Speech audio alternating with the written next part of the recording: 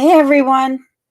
I hope everyone is doing well and I hope you guys can hear me and that the image on the screen is good. For whatever reason tonight, it looks a little grainy to me. So I'm hoping that on your end it looks good. But I notice there's a lot of you already in the chat. So I want to say thank you to everybody who's watching and those of you who are chatting with me tonight. And so I want to start off by saying thank you to my moderators that are here at the moment, and that would be Rob over at Curmudge Inn and Sarah. So thank you very much for being here and welcoming everybody into the chat tonight. And also JR, and I saw he's here, and so I'll get to him in just a moment. But hello, Bren, sorry about that. How are you doing tonight? Bren says, hello alone. Hope you are great and happy too and living your best life. Well, I am, other than this little itty bitty cough that sneaks up on me every now and then. So if I cough in the live stream, I apologize. Hey, Ashley, how are you doing tonight? So glad to see you here.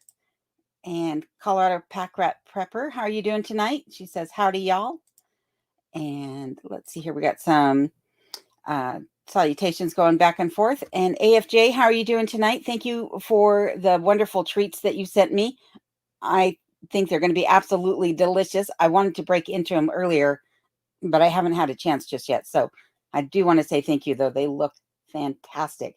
So AFJ sent me 4 packages of, excuse me, he sent me 2 packages of pecan fiddle sticks and 2 packages of chocolate covered pecan turtles. They look absolutely delicious. So again, thank you very much for that. And AFJ says, good evening, Miss Alone. We are all, let's see here. I'm sure he's saying well and saying here, oh, we're all here and waiting for an awesome life. Well, thank you very much, AFJ. I appreciate that. And again, we got some salutations going on here. And AFJ is saying to Ashley, hi, Ashley, we all need to move to Alaska. I agree. All my friends need to be up here so that we can all have one great big get together at some point. And Ashley says to AFJ, as the saying goes, if the Lord is willing and the creeks don't rise, let's pray, right? And JR, how are you doing tonight? JR is my other moderator, and JR says, hello, Annie. Well, hello, JR. I hope you're doing well tonight. And again, more salutations going on. And we have Anna Hover, who is saying, hello, Rhonda. I am from North Carolina. Well, welcome, welcome. I'm glad to see you here in the chat, and thank you for commenting on my videos. I love to see that. And hello, Annette. How are you doing tonight? Annette says, good evening, all. And just again going over some salutations here. And we have Donna Heaton here. How are you doing tonight, Donna? So glad to see you again. Donna says hi alone and Kenai, and hope you are all having the best day ever. Well, thank you very much for that. I appreciate it, and I hope you are too.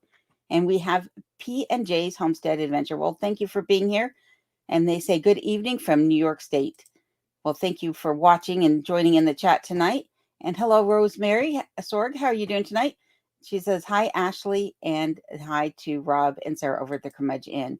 And Mina B is giving us a nice friendly wave. Hi, Mina. So nice of you to join us. And Anna is saying to wash hands. Yes, yes, absolutely. And Ira, a hand worker, how are you doing tonight? Ira, I hope you and your mom are doing well. And Ira is saying hello to Ashley, Rob, and Sarah, and everyone in the chat. And let's see here. Donna is saying to Rob over at the Curmudge Inn, nice to see you here. You have lots of snow, question mark. I don't know how much snow Rob and Sarah have, but I have not gotten much more since that original 9 inches that fell, oh my goodness, about 3 or 4 weeks ago. I am expected to get up to just under 2 feet of snow overnight tonight. So we'll see how that goes. Well, I don't know if it's overnight tonight or starting in the morning. Maybe it's starting tomorrow morning. But so far, the snow has really held off, which seems a little odd to me. But from what I hear, every year is different. So we'll just have to see how it goes. And Rob is saying that they got 6 to 7 inches last night up there in Chase, Alaska, where they are located. And Clint Gilchrist is here. Hi, Clint. How are you doing? And Clint is coming to us, as usual, from East Texas. Thank you for being here. And Brenna's saying hi to everyone. I won't do separate greetings. Yeah, it's too much. There's so many people in the chat. So if ever I miss somebody, because there are so many salutations going back and forth, I apologize. And also when I'm in other people's live, like Rob and Sarah or Adam and Phyllis over at Alaska Cut the Cord, and I miss somebody, I apologize. But it's too hard to keep up with all the people coming in throughout the chat. And Matt AK says, hey, yo, fam. Excuse me, this cough is just giving me a little bit of a tickle, and I did not have a cough earlier. So 1 second. And if you're wondering what I'm drinking, I'm drinking a little bit of coffee. So that's why you can see there's just a little sediment in the bottom of the jar that I'm drinking it out of. How are you doing tonight, Matt? I'm so glad that you were able to join. And Mary Beth Tanner is here. She says, hello. Thank you, Mary Beth. And again, more salutations going on. And we have Tiff over at Original Six. How are you doing tonight, Tiff? Tiff says, hi, Alone and everyone. And there's my other moderator, Bill, over at Alaska's Last Frontier Homestead. And Bill says hi to everyone. Hi, Bill. I hope you're doing well. And I owe Bill an apology for a couple of things. One is Bill is one of those people that comes in a little bit later into the chat in other people's lives. And then I wind up missing the opportunity to say hi to him because I'm distracted, which I apologize. But then also, I had mentioned that Bill has a live every Wednesday night at 5 p.m. And it's actually Thursday nights that Bill has his lives. So be sure to check out Bill over at Alaska's Last Frontier Homestead and give him a hi and then subscribe to his channel if you have not already. And check out what he's doing on his property as he's building a cabin pretty much all by himself, which is quite the challenge. So I got to hand it to him. And then we have John in Alaska. Hi, John. How are you doing tonight? Hope your headache is better. And John is saying hello, Alone, and howdy to everyone. And John is another channel that if you've not checked out already, I highly recommend that you do. John is, he told me last night he's now got 1,100 and some subscribers. So that is fantastic. His channel is growing leaps and bounds, which is really nice to see. And Linda Jones, how are you doing tonight? Linda's coming to us from Wisconsin. Thank you for joining us. And Rebecca Touched by Yarn. So glad you could be here tonight with us. And Carla Short says, did you get your car fixed? I have not yet. So in this video that will release on Friday, Adam over at Alaska Cut the Cord gave me his synopsis of what he thinks is going on with my vehicle. And so based upon what he said, what JR has said, and what my mechanic had said to me previously, I think that we have a pretty good triangulated guesstimate of what needs to be done with the vehicle. I have some of those parts with me already, and it sounds like it should be a pretty easy fix if I didn't already do further damage to the catalytic converter or the engine. So I'll have to just see how it goes when I get it back to the mechanic, but so far it's not fixed. But as I stated previously, putting it into manual mode when driving tends to override the issue that I'm having and works for me. And I had mentioned that I was a little bit apprehensive about driving it in the snow with having to shift gears and only one hand on the wheel, while shifting gears. Taking my focus off the road for those moments of shifting gears. But, to be honest, it's really only when I'm going up a hill that I need to shift those gears. I don't have any intention of passing somebody most of the time when it's snowy and icy outside. So it's really just when going up a hill, and it's not that bad going up hills as it is when you're going down hills. So I'm just keeping my fingers crossed that when I do need to drive this winter, that it all goes well. But so far, I have no plans on really going anywhere anytime soon. So staying put for the most part. And thank you for asking, though, Carla. And Kristen Miller, how are you doing tonight? Kristen says, howdy remote. Well, howdy, howdy. I'm so glad to see you here. And same with you, Joanne Twist. How are you doing tonight? And Joanne, it is nice to see you here, Joanne. And many of you are already checking out the lives that the other channels are doing.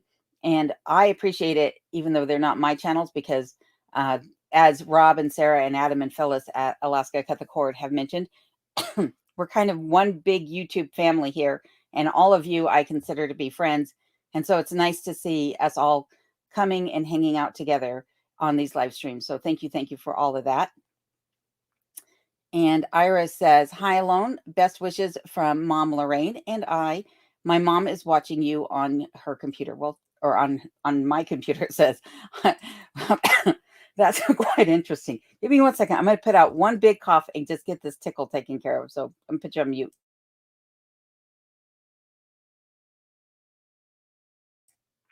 Man, a cough can be annoying, but hopefully that takes care of it. So, and let's see here. Brent Free is saying hi to Kenai, woof woof, and Big Black Doggy. Yeah, he's being a good boy right now. He's laying down behind me. So hopefully he'll stay there and not have any issues. He's got a bit of an upset stomach this afternoon, but that's because he got into a bag of caramel popcorn. So I turned my back and was doing some other things. And when I came back upstairs, he had eaten about, I don't know, a cup and a half of caramel corn. And so his stomach is not agreeing with him today. So I'm hoping that he's fine during the live stream. Let's see here. And JR says, there is only one thing I love more than putting on warm underwear right out of the dryer, and that is walking around the laundromat to figure out who they belong to. Oh my goodness, JR, you are something else. Evelyn Colin says, hi, Alone. Hope you're doing well. How's the icebox working out? It is actually working out fantastic. I am really, really pleased with it.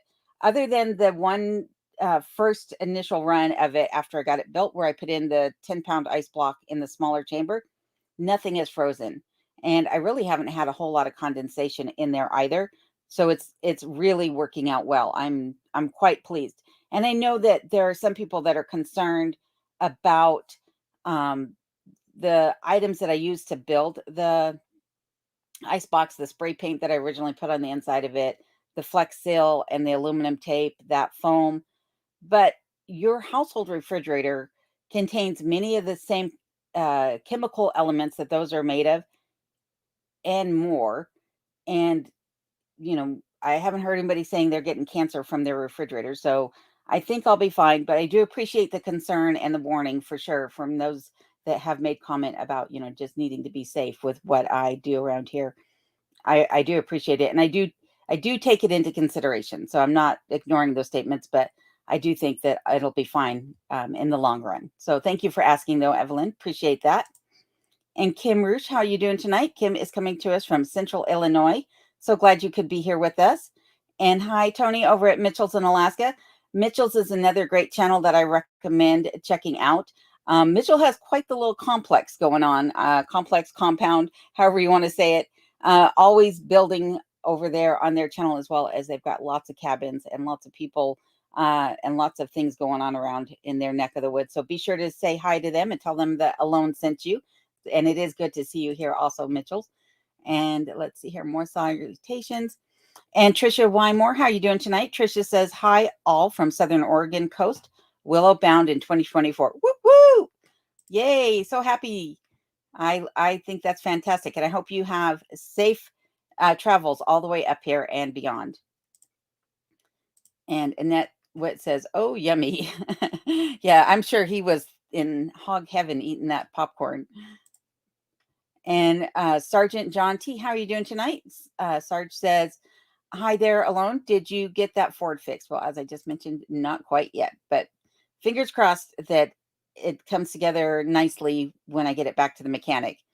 And Donna is saying to Rob over the curmudgeon, just right for snowman or angels or the friendly snowball fight. Yep. That's funny. Vicki Behringer, how are you doing tonight? Vicki is coming to us from Evergreen, Colorado. Well, hello, Vicki. How much snow do you have there, I wonder? I know that Colorado Pack Rat Prepper and Janice Lucas, a couple of my viewers and friends from Colorado, said that they got quite the storm about a week ago. So I'm curious to know how much snow you've gotten in your neck of the woods. And let's see here. And Troy Sutton, how are you doing tonight? Troy says, shout out from Peterstown, West Virginia. Well, hello, and thank you for joining us. And Lonnie Poe, how are you doing tonight? I was just thinking about you, Lonnie, because I have your little cup that you had sent me sitting right here. And I hope that you're doing well. Sorry for moving so close to the camera. And Lonnie says, hello from Maryland. Starting to feel like fall, started up the wood stove. That's nice. It's nice that you've had a nice long season and you're just now starting to feel like fall. Here it is definitely starting to feel like winter. Snow is on the ground, and like I said, expected to get more tomorrow. And let's see here. And Susan Gotchi, how are you doing tonight, Susan? Susan says, hello alone. So glad you could be here.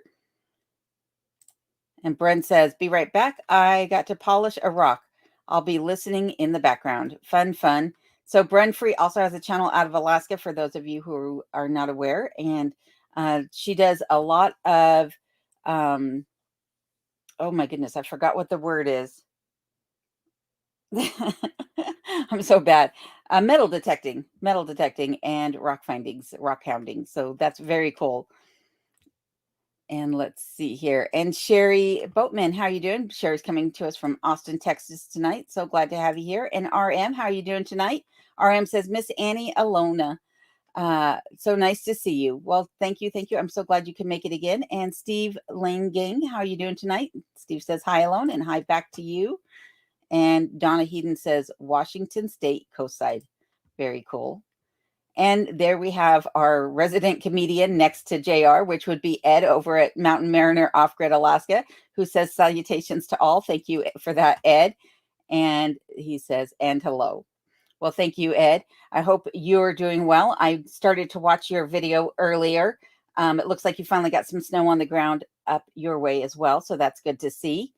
And not quite enough yet for the snow machines, but hopefully your snow comes quickly so you can get around easier on your property.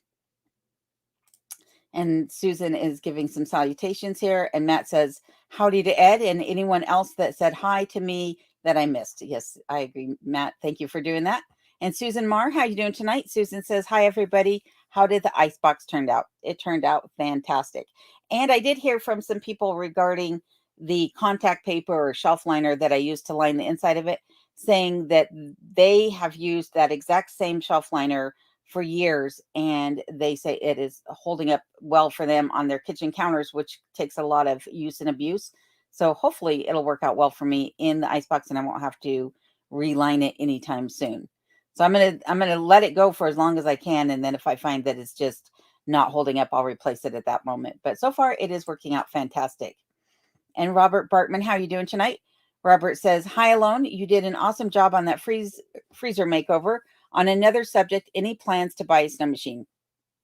Yeah, I have, the wantingness to buy a snow machine and a quad or something like that, a UTV.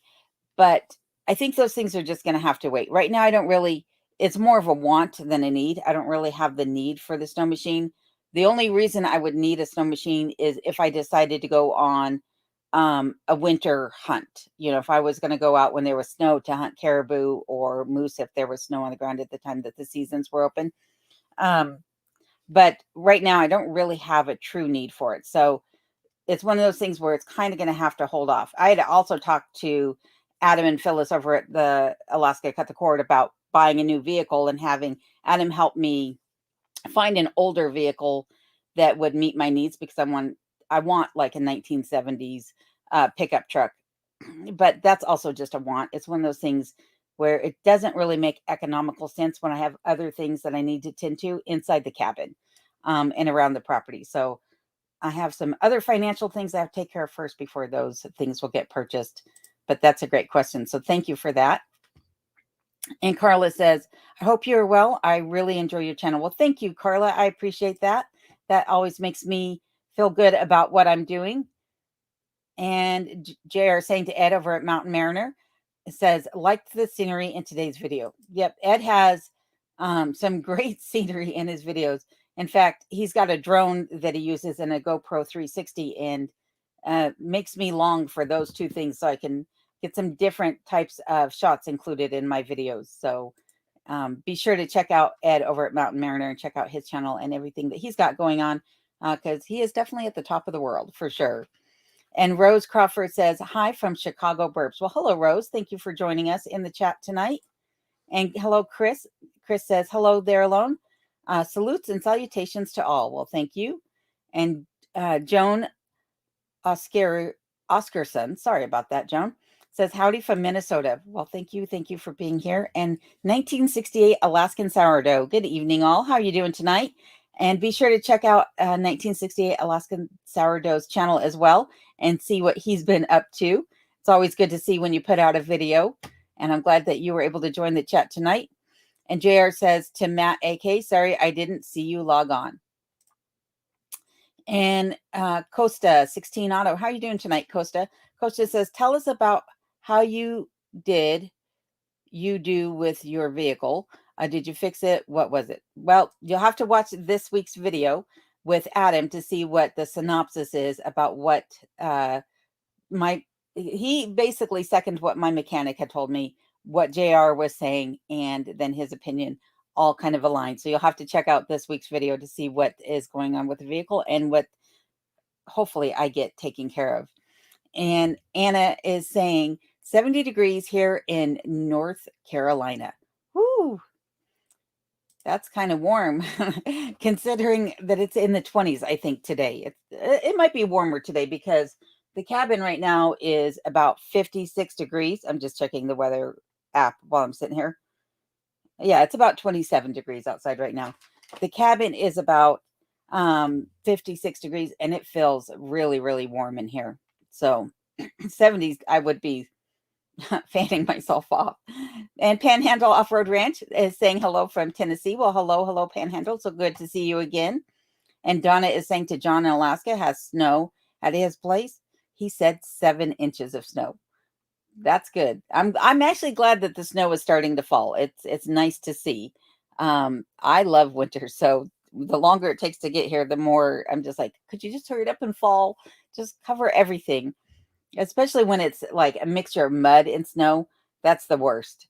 But when everything's white and covered in snow, I love it. And Rob is saying, let's all make sure we give Alone a thumbs up to everyone. Thank you, Rob, for doing that. I really appreciate it.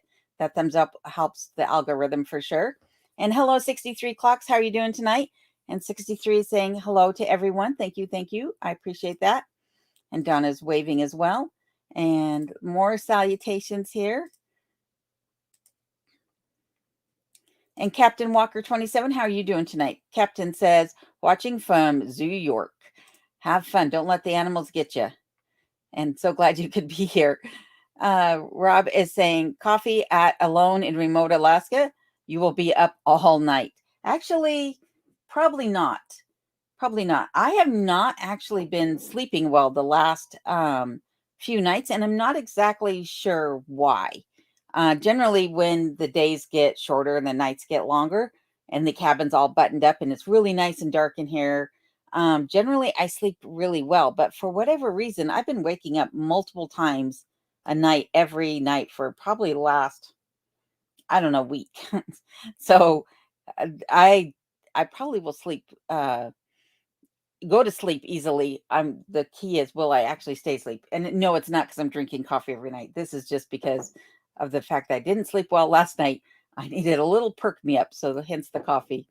But I agree. There are times where it's like, oh no, I could never drink coffee before bed, but that's not tonight for sure. And RM says, so what's the plan for keeping snow clear off the roof and creosote out of the stovepipe this winter? Well, for one thing is with the new aluminum or metal roof, whatever, that I have, snow is not accumulating on the roof. It is sliding right off. So keeping the snow off the roof is a non-issue. Keeping the snow from piling up around the cabin, though, that is something that I need to tend to. So I think one of the things that I'll probably be investing in this winter is a snow blower so that I can clear around the cabin. So that I don't have so much standing water around the cabin when it melts in the spring. I've not had any water seep into the basement at any point. There's no water damage down there, luckily. But it is something that I want to, keep the water away from the foundation as much as possible. And then as far as keeping the chimney clean, I've already cleaned the chimney before doing any fires this fall, but also I did receive well, I bought it. I didn't receive it. I actually bought it. Um, a fall protection harness so that I can get up on the roof and feel a little bit safer about being up there should I need to get up there in at any point to clean the chimney. But the other thing is that I saw, and I don't know anything about them. So if you know something about them, please chime in. But I saw magnetic roofers boots for climbing on metal roofs that, will hopefully hold you in better. Because the one thing I worry about with getting up there in the wintertime is that it'll be a little bit icy or it'll be slick or wet and then I'll slide off. And the magnets might be an issue if there's moisture in between the metal and the magnets, but I'm going to look into those.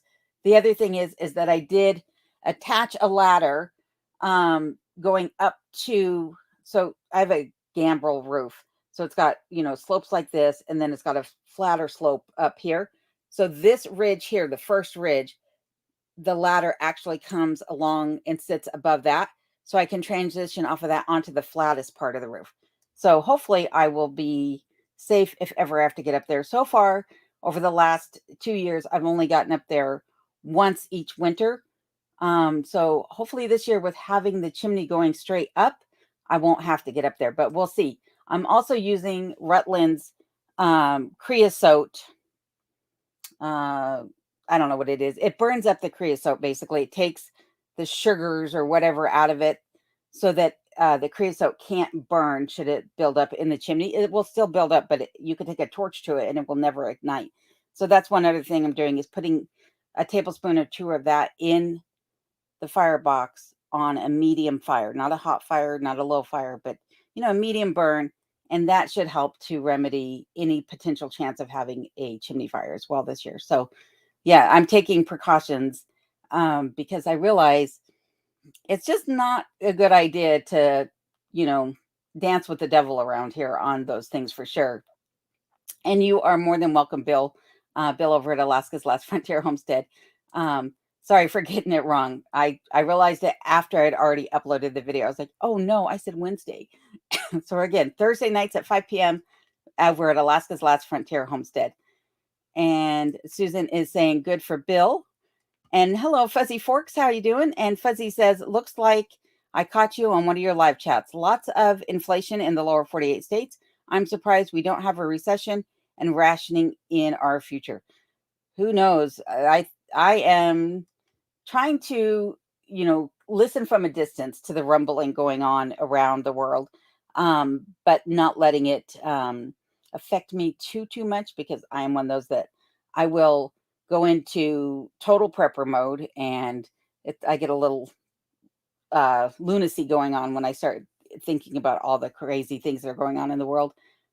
But I will say that when I did my grocery shopping, a month or 2 months ago, whenever I did my haul, I was pleasantly surprised that the prices weren't that bad on certain things. Other things, I know the prices have really skyrocketed. And one of the things that really skyrocketed here is the cost of heating oil. Now, granted, they raise the cost of heating oil every winter or fall because they know people are going to buy it.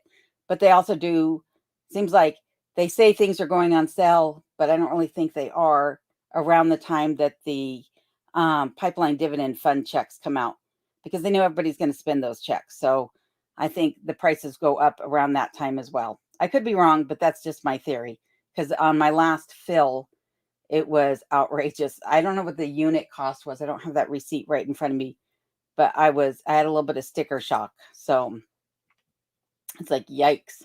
But again, I am using my oil burner more. That's one other thing about preventing fires in the chimney this year, is I'm using my oil burner more this winter than I have in the years past.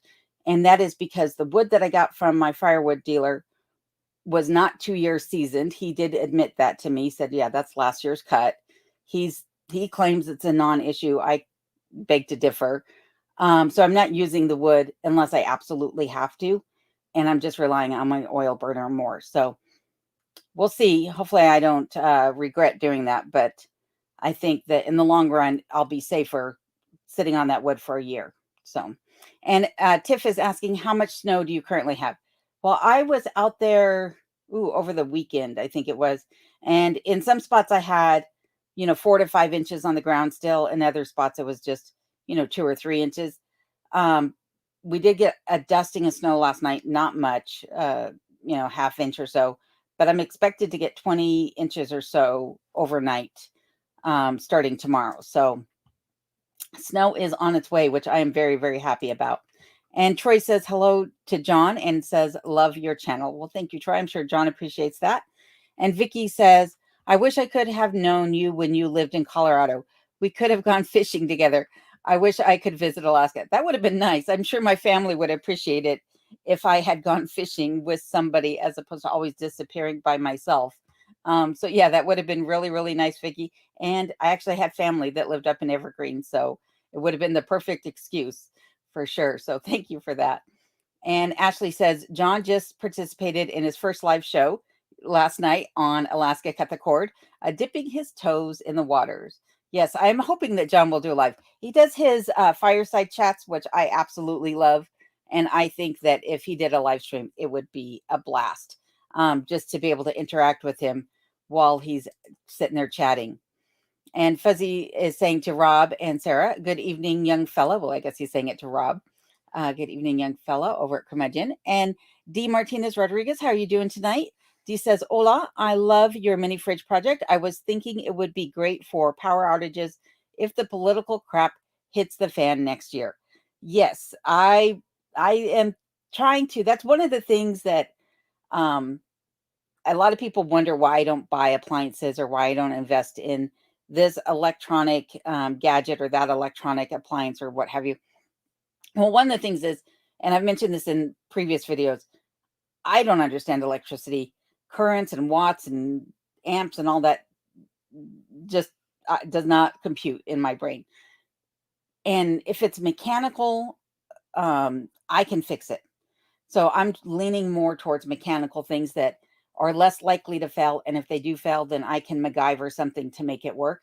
And that's why I went that route as opposed to doing a refrigerator. That and the cost of powering that refrigerator each and every day. So, but it is working out fantastic right now. So, and I was thinking about it. I was like, you could really do that with almost any wood cabinet. If you had an old kitchen cabinet, you could even do that with, as long as you had it away from a heat source and you were able to, put some ice in it and collect any condensation. It should work out regardless of the cabinet style. So, and hello, Lee. Lee Batchletter says, hello, alone. Hope you are happy and healthy and watching from Maine. Well, hello, Lee, and thank you for that. I am definitely happy, and I think I'm healthy other than this little tickle in the back of my throat tonight. And hello, Shiori. How you doing tonight from Washington State? So glad you could be here. And John says, John in Alaska says, as of right now, 1,180 subscribers. Woo! That's nice. And thanks for the shout out. You are always welcome, John. John is one of my favorite channels because John is a lifelong Alaskan, born and raised here. And, if you want to know Alaska, he's the guy to talk to because I'm sure he's got many, many stories that he could tell all of us about the things he's seen and experienced here in Alaska. And that's one of the reasons I love his channel, that and that he's very down to earth. And 63 Clocks is saying to D. Martinez Rodriguez, agree. Love the fridge project too. Well, thank you very much for that. I appreciate it. I hope you guys like this week's video that's coming out because I'm sharing some of the things that I've been up to this summer that I have not shared with anybody just yet. But those of you that are wanting to see more projects done around the cabin and more renovations, this week's video will give you a sneak peek into what's yet to come in the cabin. So hopefully you guys enjoy that. And Vicky is saying hello to John and thanks for mentioning me on Monday because John calls out all his subscribers, new subscribers on his Monday night videos, which is very nice. And Rob is congratulating John in Alaska. And Carla is saying good to hear. Well, thank you, Carla. And Harry says, wishing I was in Alaska as well. Yes, I think anybody who wants to be here, I wish everybody that wanted to be here could move here. because I know this is the place that most people who dream about it don't ever really truly get the opportunity to make it. They might get to visit, but not have the availability to move here. So that's why myself and channels like Cremedge Inn, John in Alaska, Ed over at Mountain Mariner, Bill over at Alaska's Last Frontier, we're all doing what we can so that you can live vicariously through us and get your Alaska fix. So, but I feel you. I know how it is because I was dreaming about it for years before I got here. And N2D Woods says, good evening from Iowa. Well, thank you for joining tonight. Appreciate that. And Matt AK says, I was catching you at John in Alaska, but not now. You're killing it. Matt, you'll get there. You will definitely get there. So Matt is another channel that I recommend that you guys check out. I'm not sure what's going on with Matt just yet. I need to catch up with Matt's channel.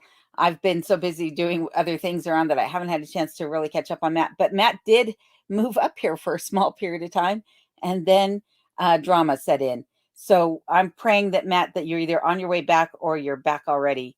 But I know you were in Utah recently, so you have to let me know if you're still there or not. Because like I said, I've not had a chance to watch your videos. I'm so far behind on videos. I apologize very much so. And Colorado Pepper is saying, howdy y'all again. Thank you for that. And Steve Linging says, I know how you start my fire, but how do you start yours? I got a new wood stove and filled the house with smoke, used newspaper. Yeah. For one thing is, if your house is filling up with smoke, that means that the draw, something's not right with the draw in your chimney. And because there are times where I can have the fire going, but if I have the door cracked, meaning that there's air coming in through the door, then it's got these like overflow air vents and smoke will pour out through those if I don't have it properly closed. But the way I start my fire is I do kind of a teepee structure in the wood box. So I put in 2 big logs, and then I put in a bunch of kindling or tinder actually. So bark that I've stripped off of the logs themselves, or even fine little strips of wood I'll put in between the bigger logs, and then I'll layer smaller logs on top of that, and then just one match on that tinder at the very bottom. And I open the damper or the flue all the way up, close the door, let it get to a hot temperature. So, right around 500 degrees or so. And then I tamp it down. I let it burn at about 500 degrees for anywhere from half hour to an hour.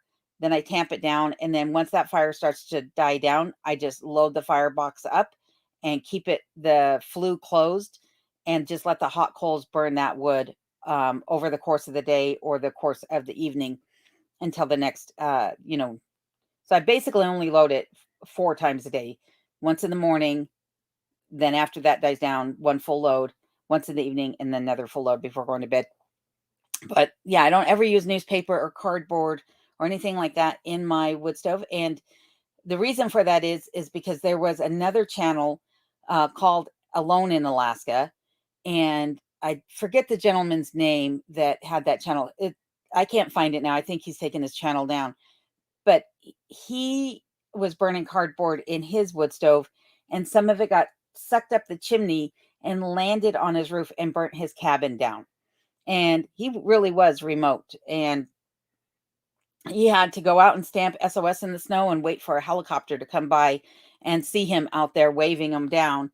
But he lost everything, and he had to go back to the lower 48 for about 3 years before coming back up here. So that's one of the reasons why I don't do it. But yeah, I know other people who do and don't have an issue with it. I'm just really cautious because I know paper embers can travel on a wind breeze a very long distance. I want to say that they can go half a mile, a paper ember can.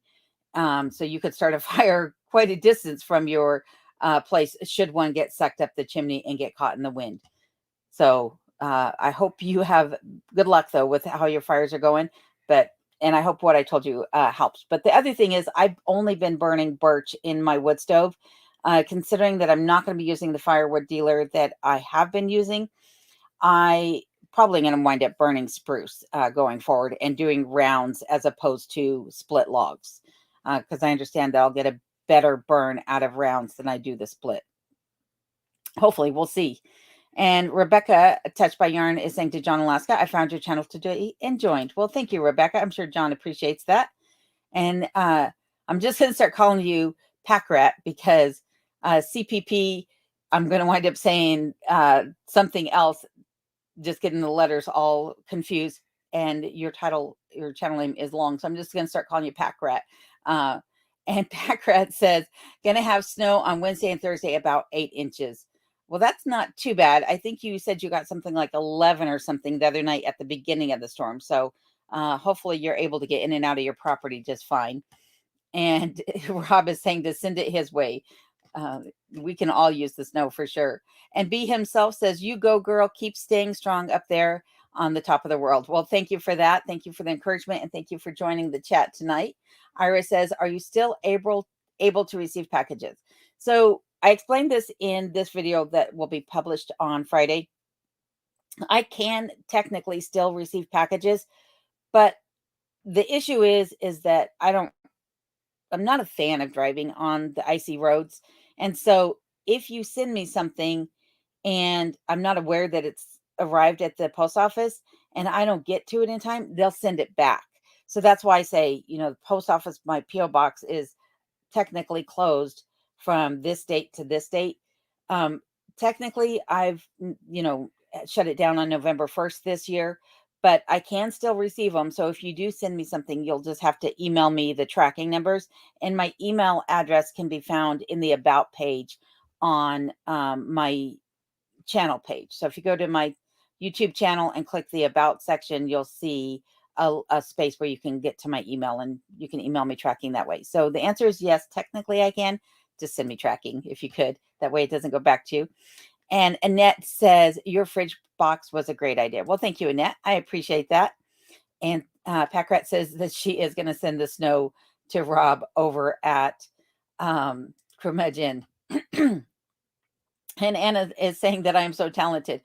I don't know if I'm all that talented.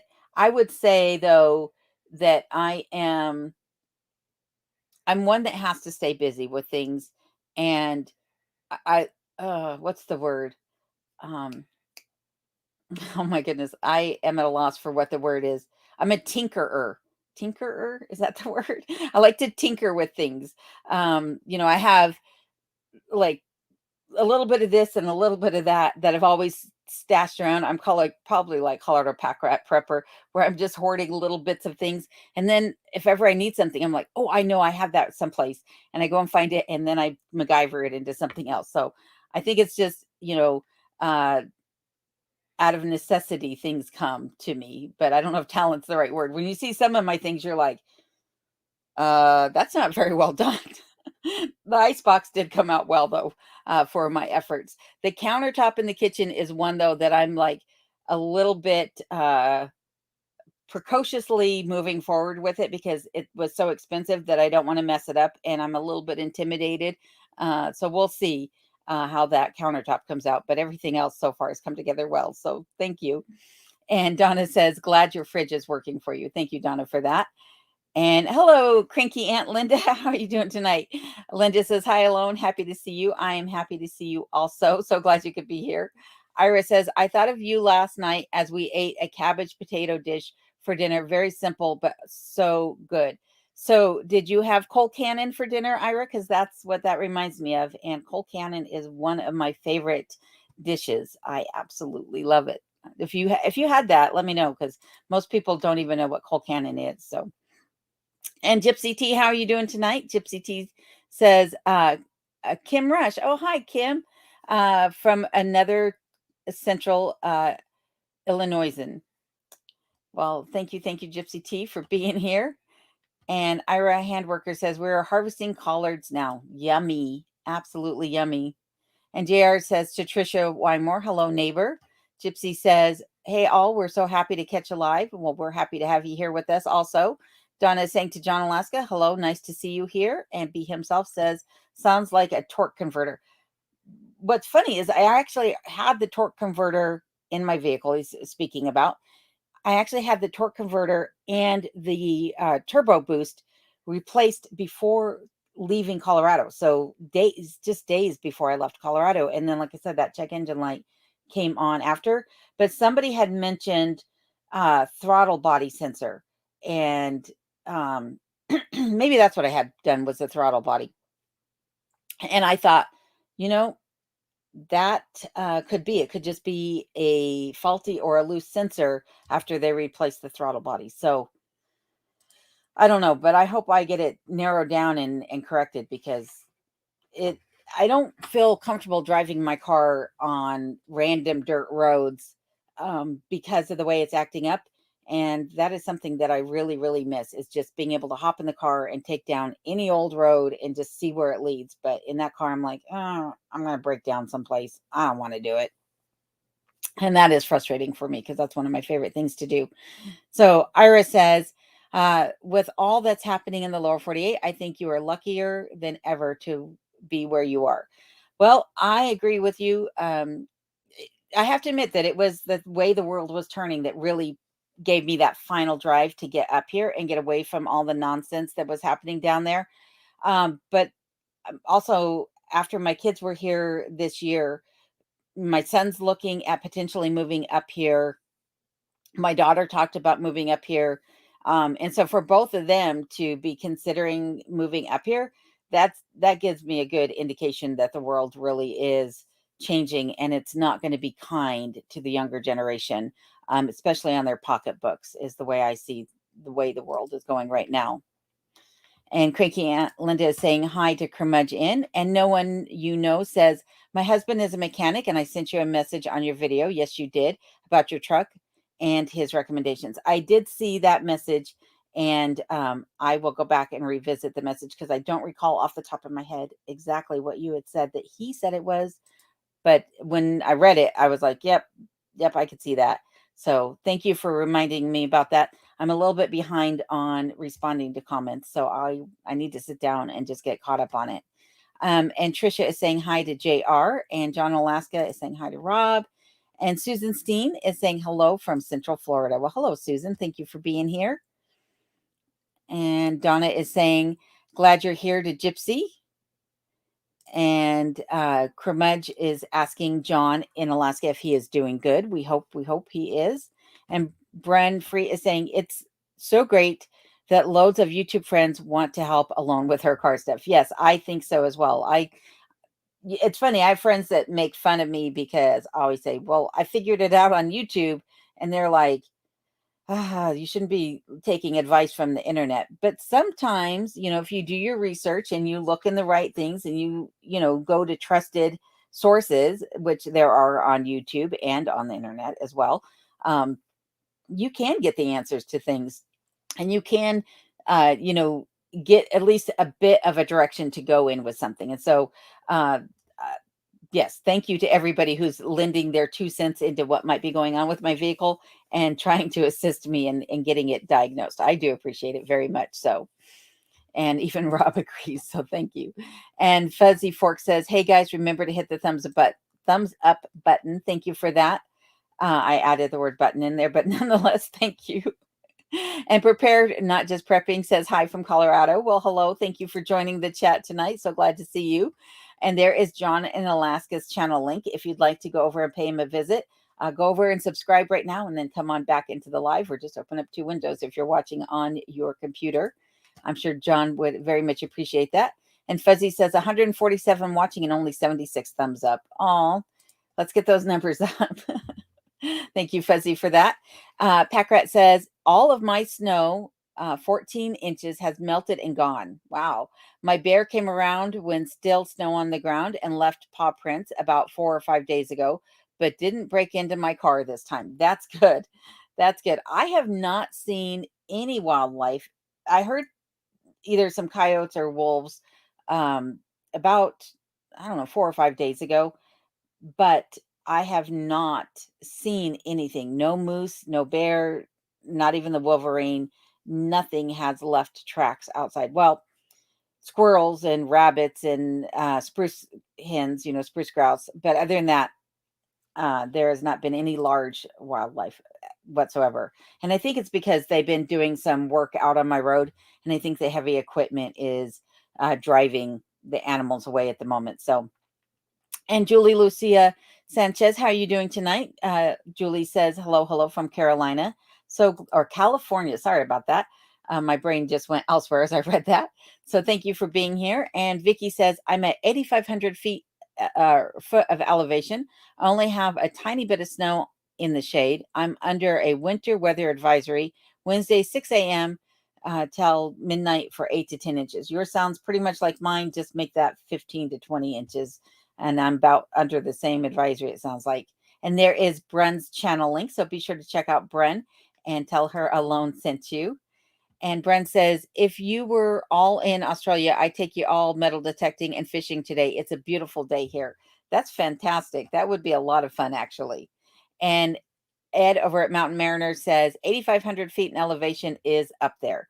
Yeah, my parents had property that was over 9,000 feet, so they were higher up than Val Pass was, and I loved it because, sorry, Mom, if you're watching for what I'm about to say, but I'd be looking out the window and it'd be a blizzard up around their home. It would just be absolutely a whiteout condition, and I'd be like, oh, Mom, I've got to go. I've got to get down the mountain. And I get to the bottom of their driveway and it'd be bright blue, sunny skies, and 60 degrees. I'm like, I'm heading home. I'm not going back up the driveway. And I'd be giggling by the time I got to the driveway because the weather would be completely different. So when you're up that high, the mountain makes its own weather for sure. And Bill over at Alaska's Last Frontier Homestead says, sorry, I'm working on getting something working, but I'm listening. Totally get it. Totally get it. That's how I am too when I'm on the live streams.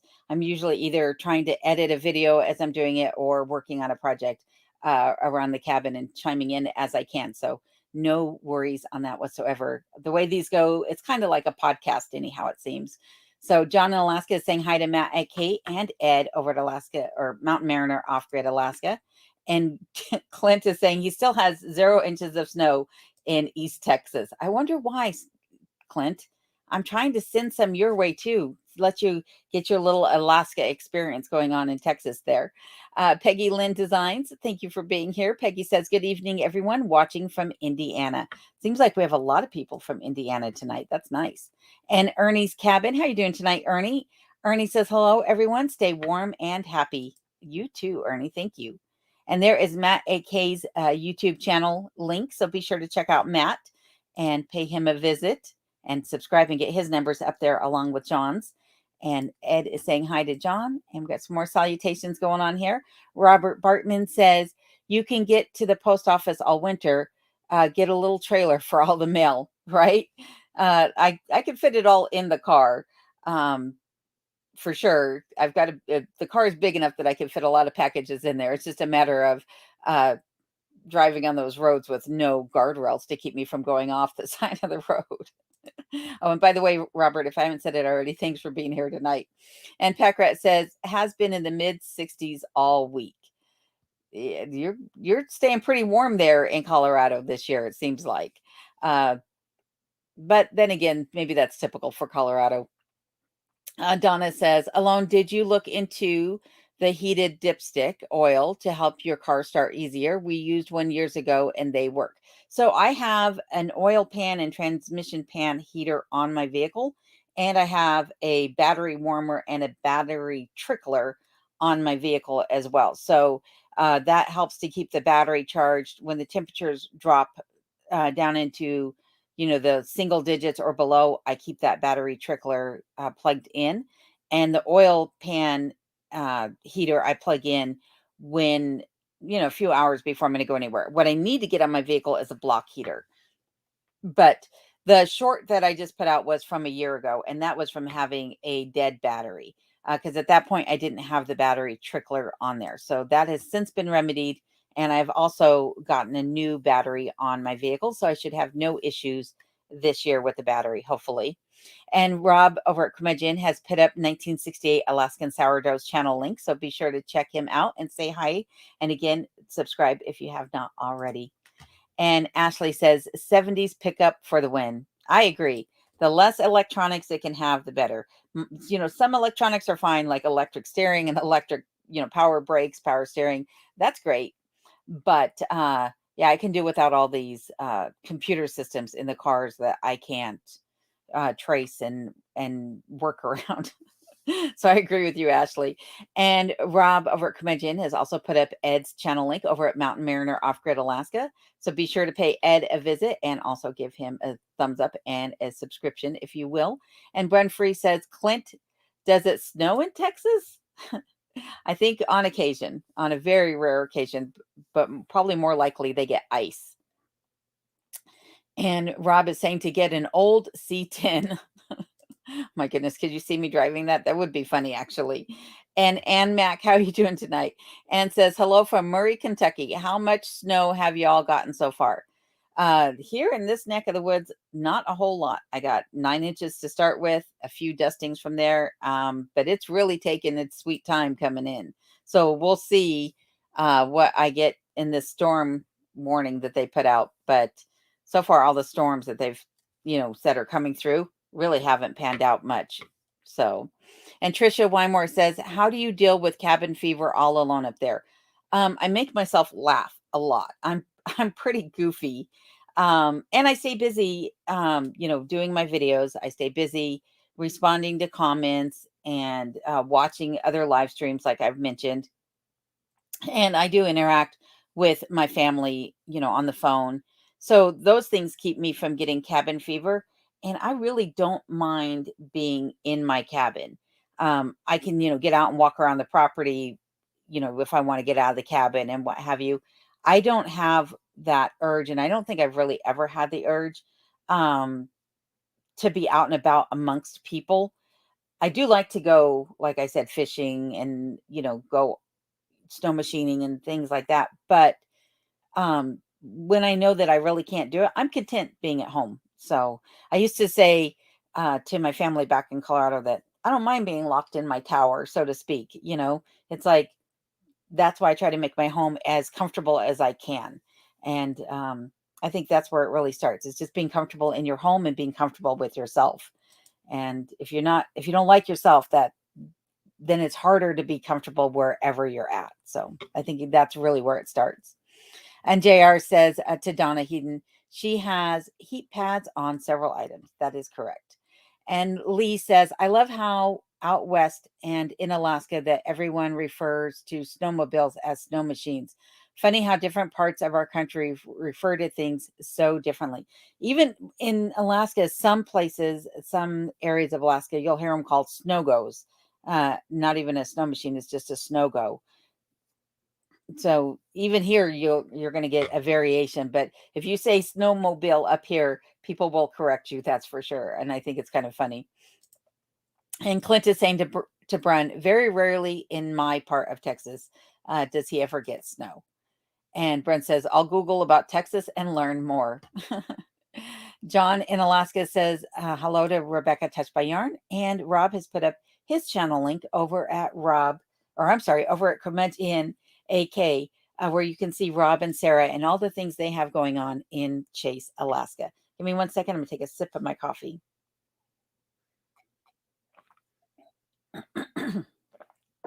Probably wouldn't have a tickle if I was drinking water as opposed to heavy cream in my coffee, but sure tastes good. And Sargent says, weather is forecasting substantial snowfall starting at 1 a.m. for my area of Fishhook, Alaska. It's a bit concerning to read substantial snow on a forecast. Oh, well, I didn't move here for green winters. That's true. It is funny, though, how many people do move to Alaska and don't understand how much snow Alaska has the potential for. And after one winter, they're like, nope, I'm out. I can't do it. But and the other thing I've noticed recently too in the weather forecast, as opposed to saying snow, 5 inches of snow or whatever, it'll say wintry mix. So meaning I'm going to get a rain, sleet, snow mix out of the deal. So that goes to just show you it really hasn't been that cold here. In fact, most days it's still in the mid 30s around here right now, which is warmer than it was the last 2 years this time of the year. So, and Ed is saying that he has 18 degrees where he's at in Talkeetna, up at the top of his mountain. And I think Ed is sitting at around 2,700 feet, I believe Ed's property sits at, if I'm correct. So he's not quite as high as our friends there in Colorado are, but he's up there for any of us else that are here on the channel tonight in Alaska that have that I know about our locations. That is. And Robert Bartman says, "Hi, John. Hey, couldn't you loan a snow machine for a weekend?" Yeah, if he wasn't so far away, that's for sure. Kermudge says he has 25 degrees right now where he's at. And Donna is saying to JR, I didn't know. Thanks. Well, no worries, Donna. No worries. There's nothing like asking the question because that's how we all learn. So I don't mind whatsoever. So thank you for asking. And Kiza, how are you doing tonight? Kiza says, and hopefully I'm pronouncing that correctly. Kiza says, hello from Everett, Washington. I love Everett. Everett is a cute little town, I think. I know a lot of people probably just drive by it and don't ever stop as they go through on the highway, but I like Everett. And Debbie Haynes says, hi, Alone, your channel and you sharing with others. Oh, enjoy your channel and you sharing with others. Wondering if you got another job and also talk about your skirts. Are they wool? How does it hold up? Did you make them? So I don't have another job. I've just been busy doing things around the cabin and trying to keep up with all the upkeep this place requires. I get the comment quite frequently about hope you paid next to nothing for that property for how much work it needs. But I love the fact that this place is a project and that it's keeping me on my toes and that there's always something to do here. It's exactly what I wanted. So that's what's keeping me busy these days. And my skirts, believe it or not, the vast majority of my plaid skirts are wool, and I bought them off of Amazon. Yep. So they have held up fantastic. Most of those skirts are probably, oh my goodness, 5, 6 years old. And other than a zipper failing in them, they have held up fantastic. And when it comes time to washing them, they only get one wash a quarter. I don't wash them very frequently because I do wear. Sorry if this is TMI, but I do wear a shift or a petticoat underneath all of my dresses and skirts, and so they're not coming in contact with my skin. And if they do get anything on them, I spot treat them and then they get a cold water wash once a year. Or I will take them out in the freezing snow when it's a dry, powdery day and just run snow over them and shake them off and hang them up. And that will keep the wool clean. I can also treat them with a little bit of rubbing alcohol, but very sparingly because that will kill the oils in the wool. But that will help if you feel like they just don't feel that fresh or they have a little bit of a funk to them because it's fabric. But that'll kill any bacteria that might be on there from something that you've brushed up against or what have you. So that's what they are. And no, I did not make any of my skirts. Well, I do like to sew. I haven't sewed in years. I have some projects that I've started that are just tucked away and I'm constantly thinking about them. Once I get that room on the other side of this wall next to me here all set up, I will get back to sewing. But right now, I've got other things, other fires to put out before I get a chance to just sit and relax and sew for a while. And Bill over at Alaska's Frontier is saying, hi, John, Alaska. Don't forget, you are supposed to stop by and get a sticker. Oh, that's very nice of you, Bill, for doing that. And Brun says, hit that thumbs up, everyone, for Alone. Thank you, Brun, for reminding everyone. Greatly appreciated. And John in Alaska is saying thank you to Troy Sutton and says he appreciates it. JR says, I know why you have not been sleeping well. Dreaming of me. Yeah, dreaming of you stalking me, maybe. Just kidding. I'm just kidding, JR. JR's been a good friend, so I can't complain. But no, I don't know why I'm not sleeping well. Sourdough says to Rob over at Curmudgeon, if you have some clear skies there, might be able to see some northern lights. KP was a K6 down to a K4 now. Oh, nice. I have thought about changing the way my live streams are. And if I can figure out how to get a good vision of what I want to do, I thought about actually having like a 4K television behind me or video playing in the background where you can actually see what's happening behind the cabin while I'm doing a live stream. If I can figure out how to make that work, I know I can do a window and window thing here on StreamYard. But if I can figure out how to make that work, I'm going to, because I think you never know what's going to be walking around back there. And if the Northern Lights are playing while, I'm in here, I can't see them. So that's good to know, though. I'll keep a lookout, because generally what I have found is the Northern Lights in the area where I live are the best at about 3 to 4:30 in the morning. That's when they're actually the brightest for me. So I'm never hardly awake at that time. But if I'm not sleeping well, maybe I'll get up tonight and see them. And John in Alaska is saying thanks to Ashley for mentioning his first live stream with Alaska Cut the Cord, and says it was a lot of fun. And there's Haley over at the Hay Meadow. Hey, Haley, how you doing? She says, hello from Adelaide, South Australia. No snow to be found here. Yeah, especially as you're heading into summer. Uh, I'm so glad you made it here tonight, though, Haley. And I hope you are doing well. And JR says, thumbs up, people. It does help her out. Well, thank you for that, JR. And Rob is saying to Alaska Sourdough, it is clear, but still to light here. I will be setting the camera up tonight. Very cool. Very cool. And Anna is also reminding people to do a thumbs up. So thank you, Anna. And Lee Batchletter says, what projects are you working on now alone? Well, I've got several that are like on the cusp of being started, and one that's in the middle, which is my kitchen counter is what I am currently working on, because I'd like to get my kitchen all squared away and completely usable. Because right now the kitchen counter is actually separated from its base, so that I can work on everything and get it put together as it needs to be. And then I have plans for working on the stairs this year, because they need to be done. They are a big safety hazard here in the cabin. The rails surrounding the lofts are another project I'll be working on this year, and some projects in the cellar, not to mention many, many other things going on this year.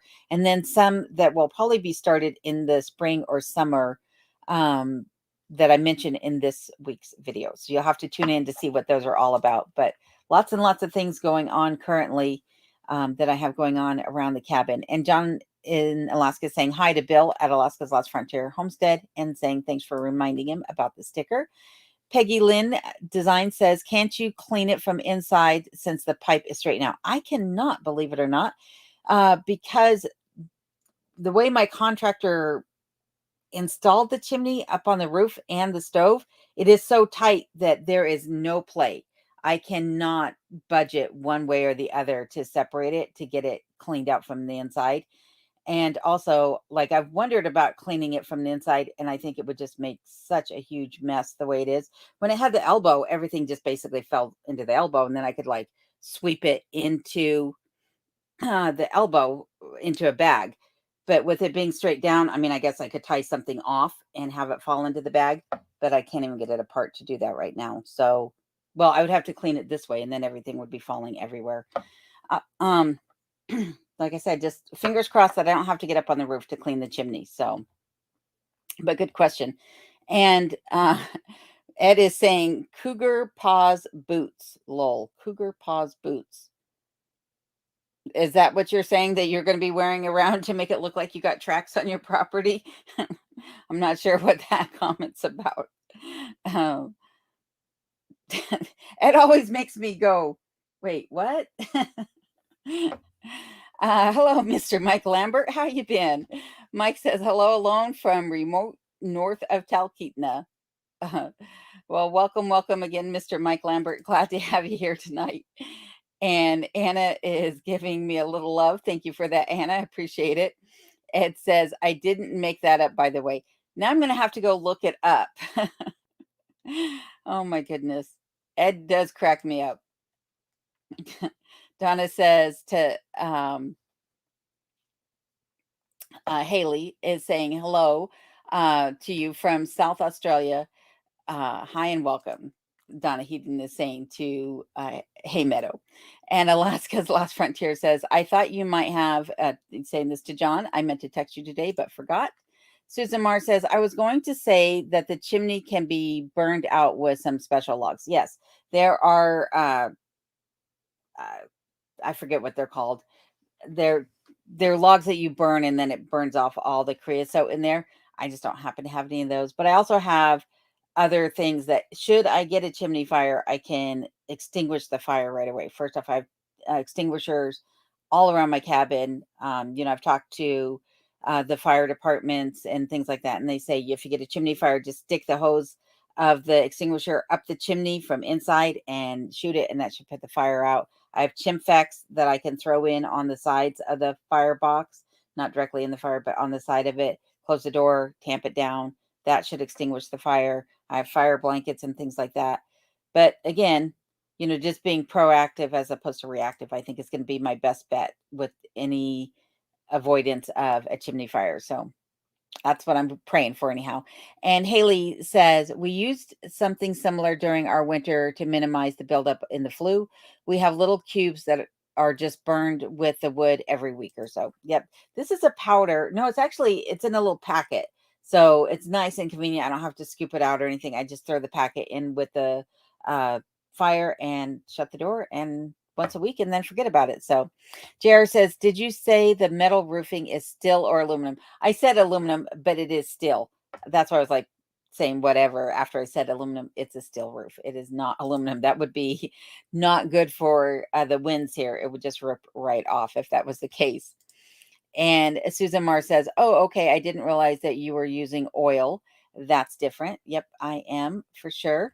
And Robert says to John, congratulations on the 1,180 subscribers. The live with Cut the Cord last night did the trick. Yep. Everything he's doing seems to be working in his favor, which is awesome. And hello, Kathy Matson. How are you doing tonight? Kathy says hi from Queensland, Australia. As you go into autumn, we head into spring. As I sit in the subtropics, it's mentally cooling to watch your channel. Well, thank you for that. So I was mentioning last night on Adam and Phyllis's live stream in the chat that when it's really really cold out here, I just use mind over matter to not be bothered by the cold.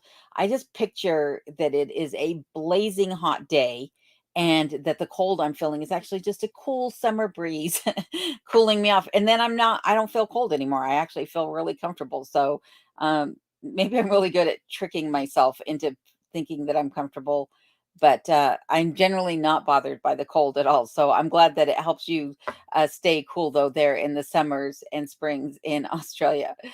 And we got some salutations going on. And then Rob says, are you logging your snow levels? Yes, I am.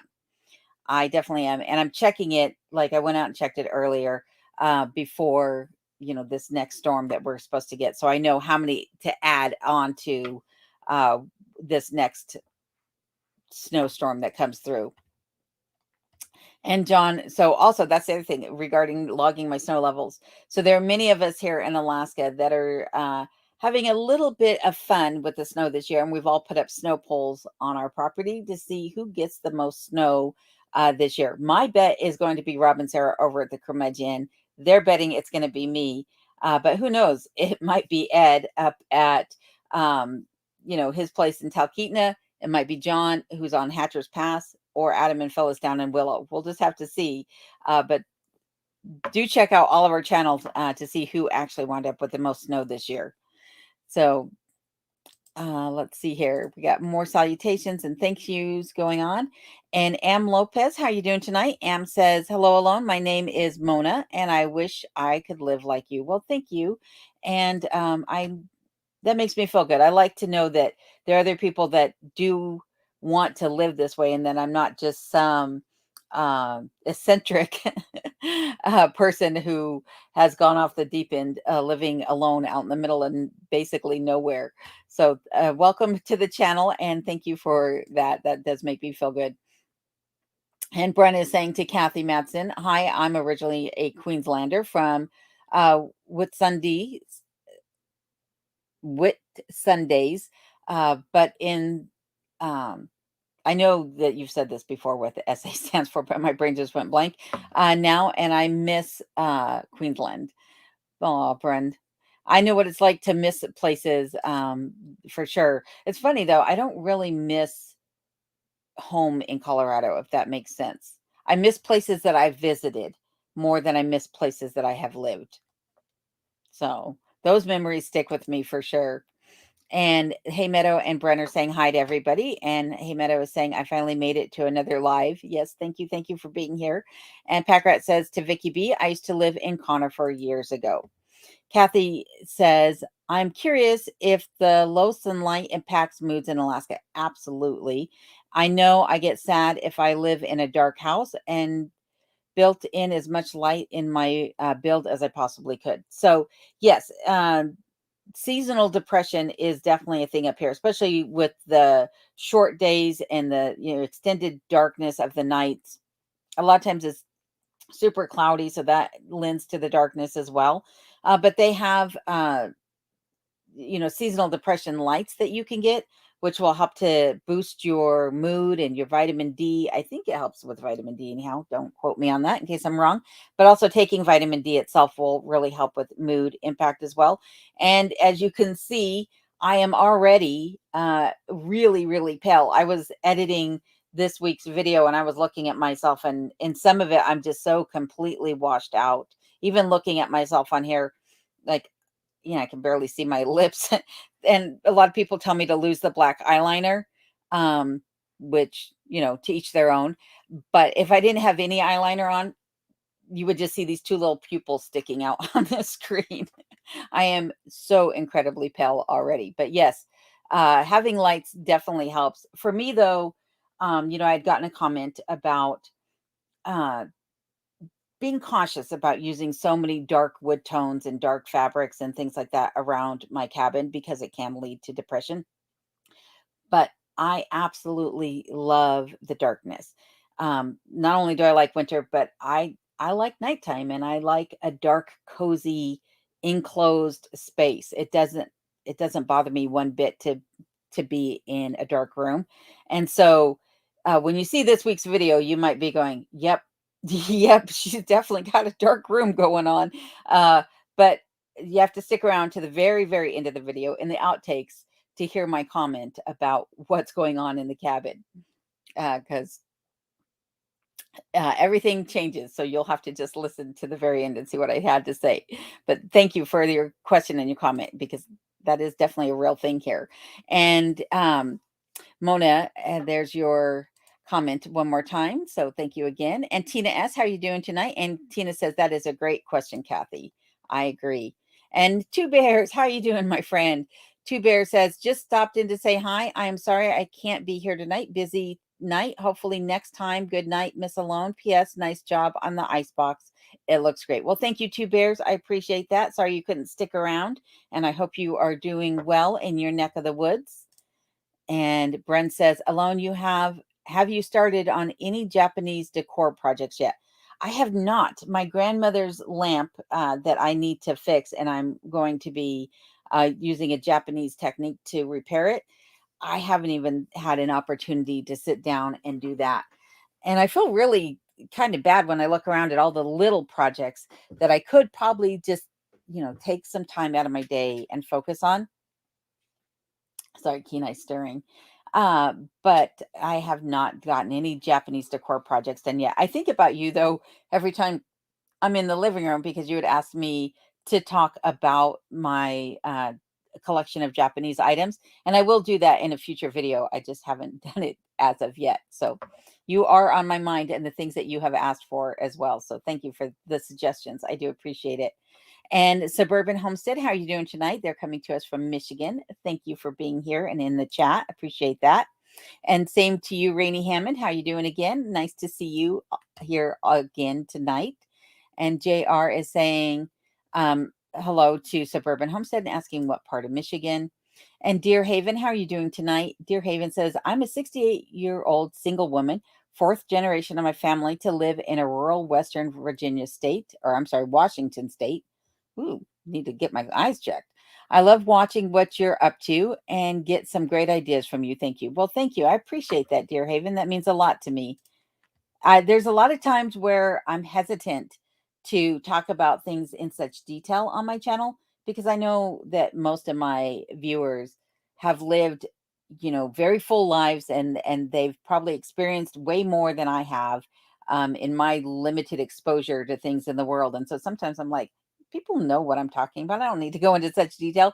But then I remember that, yeah, I'm doing these videos for my daughter. This is like, I don't know. I saw a movie one time where, um, well, even beyond a movie, there was a gentleman that I encountered one time when my kids were really little and they were in the playground, and he came up to me out of nowhere, unsolicited, and just said, if I could offer you any advice in the world, it would be to record your children's laughter, because someday they may be gone, and that'll be the one thing that you're going to miss more than anything. And my daughter moved out at an early age. I mean, to me, it was an early age. She was 19 years of age when she moved out, and she went to go live with her dad, and then she went to college, and then, she's traveling and what have you. And I feel like I was so busy working 60 to 70 hours a week that I didn't really have the time to coach her on things and to give her, some motherly advice about how to run a homestead, how to run your household and things like that. So a lot of times in these videos, I am talking to my daughter. I'm providing a audio and video record of advice that hopefully she's listening to and picking up on. Hopefully. She says she watches my channel and she doesn't make comments to me about it, but I don't know how much of it she's absorbing, but hopefully by osmosis she's getting some of it. And someone had chastised me because I'd made a comment about that in one of my videos, and they said, you were always planning on monetizing your channel. Well, just because I'm making videos for my daughter doesn't mean I can't be enterprising in the same breath. And my family is appreciative of the fact that I am entrepreneurial in that aspect and able to, do two things at once. Not only make these records for them and let them know how I'm doing, and, talk to my children through these videos, but also be able to, capitalize on that endeavor and support myself while I live here remotely, since there's not really a whole lot of industry on this side of Alaska. And for those of you who are new here and don't exactly know where I'm located closer to the Canadian border than I am to Anchorage, or Fairbanks. So this part of Alaska, in the same footprint that the Matanuska Valley has, which I think is 300,000 acres or something like that, square acres or something. Oh, I wish I could remember. Episode 22 of my video log will tell you exactly what I'm about ready to say. There's only about 3,000 people in this area of Alaska in the same footprint as the Matanuska Valley that has 300,000 people in it. So 1% of the same population percentage in the same type of footprint. So very few people here, very few industry in this area, and I couldn't be happier. I love it like that. So, and Tina, thank you for being a new subscriber. Also, I appreciate that. That is awesome. And uh, Mona says she just doesn't have the courage. Well, I understand that, because there's a lot of things that I don't have the courage to do either. I know everyone says, "Oh, you're so brave," but I still have fearful moments also. So I understand that, and hopefully you're able to live vicariously through me and others like Rob and Sarah, and Adam and Phyllis, and others like Bill, and the things that we're all doing here in Alaska. And you're getting lots of welcomes from people. And Suburban Homestead says Southeast Michigan near Rochester is where they're located, JR. And there's Adam and Phyllis tonight. And they're saying, hello alone, just got home. There's big snow coming tomorrow, I hear. Hello to everyone else in the chat as well. Yep, that is the rumor, that we are going to be getting lots and lots of snow in our necks of the woods here in Alaska. And it's not just here, but I think almost the whole state is forecasted to get a deep snow starting tomorrow. And there's Brian over at the Vineyard Farmhouse. How are you doing tonight, Brian? So glad you could be here. Brian also hosts a bunch of live streams, and he likes to have other channels come on and introduce themselves on his live stream. So be sure to check his channel out, and that way you can learn about some other channels that you might not have heard about before. And let's see here. We got some salutations going on. And Robert says, John's a sourdough. meaning lifelong Alaskan. We'd love to hear more about your experiences living in Alaska all your life as a young boy. Yes, I agree. I want to know as much as you can possibly share with us, John, about your life and your experiences. Like there's so many of us that would just, you know, be hanging on for dear life on every word that you have to say because it's so interesting. And Mona says that she loves the channel. Well, thank you for that, Mona. I really appreciate that. That means a lot to me. And John in Alaska says, hi to Vicky. You are very welcome. It's the least I can do for those of you who support me is to call out your names as he realizes that you have become a subscriber of his channel. And it's very nice of him to do that. And speaking of Alaska Cut the Cord, there is their channel link. So you can go over and check them out and give them a subscription and a thumbs up on their videos as well. And say hi and let them know that Alone sent you. And Annette says, I really appreciate all of the Alaska channels. Well, thank you, Annette. We appreciate you guys as well. And there is Brian's channel over at the Vineyard Farmhouse that I was just talking about with his live stream. So you can go over and check him out and everything that he's got going on these days. And Alaska Cut the Cord is saying hello to Robin Sarah and to Ashley Anderson. And more salutations going on. Mona says, hi, Alone. She also says, to give the puppy a hug. Well, definitely will do. He gets a lot of hugs, that's for sure. I I really lucked out when I found Kenai because I'm like a 5-year-old with the dogs. I just want to play with them all the time, and he doesn't care what I do to him. I can put him in a chokehold and just hug him and kiss on him until the cows come home, essentially, and he could care less. He's just like, "Are you touching me? That's so sweet." So really lucked out that he doesn't get aggressive when I'm manhandling him and kissing on him. And John Alexa says, I could if she wants it. Very nice. I'm not sure what that was. Oh, lend me a snow machine. That's what John was talking about. John, we might have to talk, but for now, I think I'm going to hold off. And let's see here. We've got some more salutations going on. And Matt says, no worries. I'm sure he's talking to JR. I hardly have time to watch everyone too. I'm in Utah. Oh, he's talking about me saying I need to catch up on his channel. He says he is in Utah for at least another year now. Oh, no. I was hoping you were going to just go back and reorganize your thoughts and come back up. So I'm sorry to hear that you're going to be there for at least another year. Matt says that he needs to get some life things squared away better before I move again up there. And that is a very real statement for many people. I have some other friends that have attempted to move up here and then life pulled them back into the lower 48 and they have not made their way back up here. So I definitely hope that you make your way back up here. I know you're bound and determined to do so, but it's something that I think people need to take into consideration before moving here is that things don't always work out as we plan. And sometimes we do have to take a couple steps back before we can move forward to live up here because it is quite the endeavor. But the one thing is, it's also very expensive to make that move. So, unfortunately for Matt, it meant, he got up here, he was trying to get settled in a cabin and then he had to go back. So sorry to hear about that, Matt, but I am looking forward to watching everything that you're up to and seeing you make your way back up here sooner rather than later. And there is Matt's channel link for everybody. So you can go over and check out Matt AK and tell him that Alone sent you. And Alaska Cut the Cord is saying good evening to Matt. And there is Not So Remote Alaska. There's another one of my favorite channels. Be sure to check them out and see what they're up to. Right now, I see that he's been busy milling some logs or getting some logs ready for the mill. And he is saying, good evening, everybody. Well, good evening to you too. So glad to see you here. And we got some more salutations going on here. Let's see here. There is Not So Remote Alaska's channel link. So you could go ahead and check them out and say hi and give them a thumbs up and a subscription. Alaska Cut the Cord is saying, I know to Matt seems like just hours. I didn't read all of that, but from the previous comment between the two of them. So sorry about that. And Lee says, do you have enough wood to get through your winter? I definitely have enough wood to get through my winter because this year I bought 12 cords. So the first year I was here, I bought 8. I had 1 left at the end of the season. Last year I bought 9. I still only had 1 cord left, or about half a cord left, I guess, at the end of the season.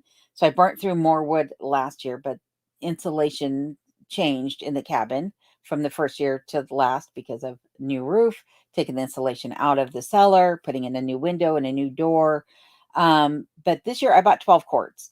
So I definitely have enough wood. I just wish that the wood that I'd received was seasoned properly before I got it. So I'm going to let that wood age as best as I'm able to and rely more heavily on the oil burner, and then we'll see how it goes through the winter. But definitely I'm stocked up on wood this year, and luckily I got it all put up and tucked away before the snow came, so I don't have any wood other than a little bit of kindling, which is under a tarp. I really don't have any wood sitting out on the ground this year, which is nice.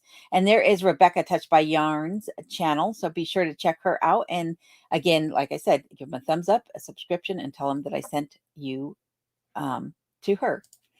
And Michelle Ellis, how are you doing tonight? Michelle says, hello alone and all. Sorry I'm late. Hope you are doing well this evening. Well, thank you for being here. Late is better than never. And I am doing great. And it seems like everyone else is too. So again, for those of you who are just arriving late into the chat, you can always go back and watch the beginning of this or the full live stream on a replay.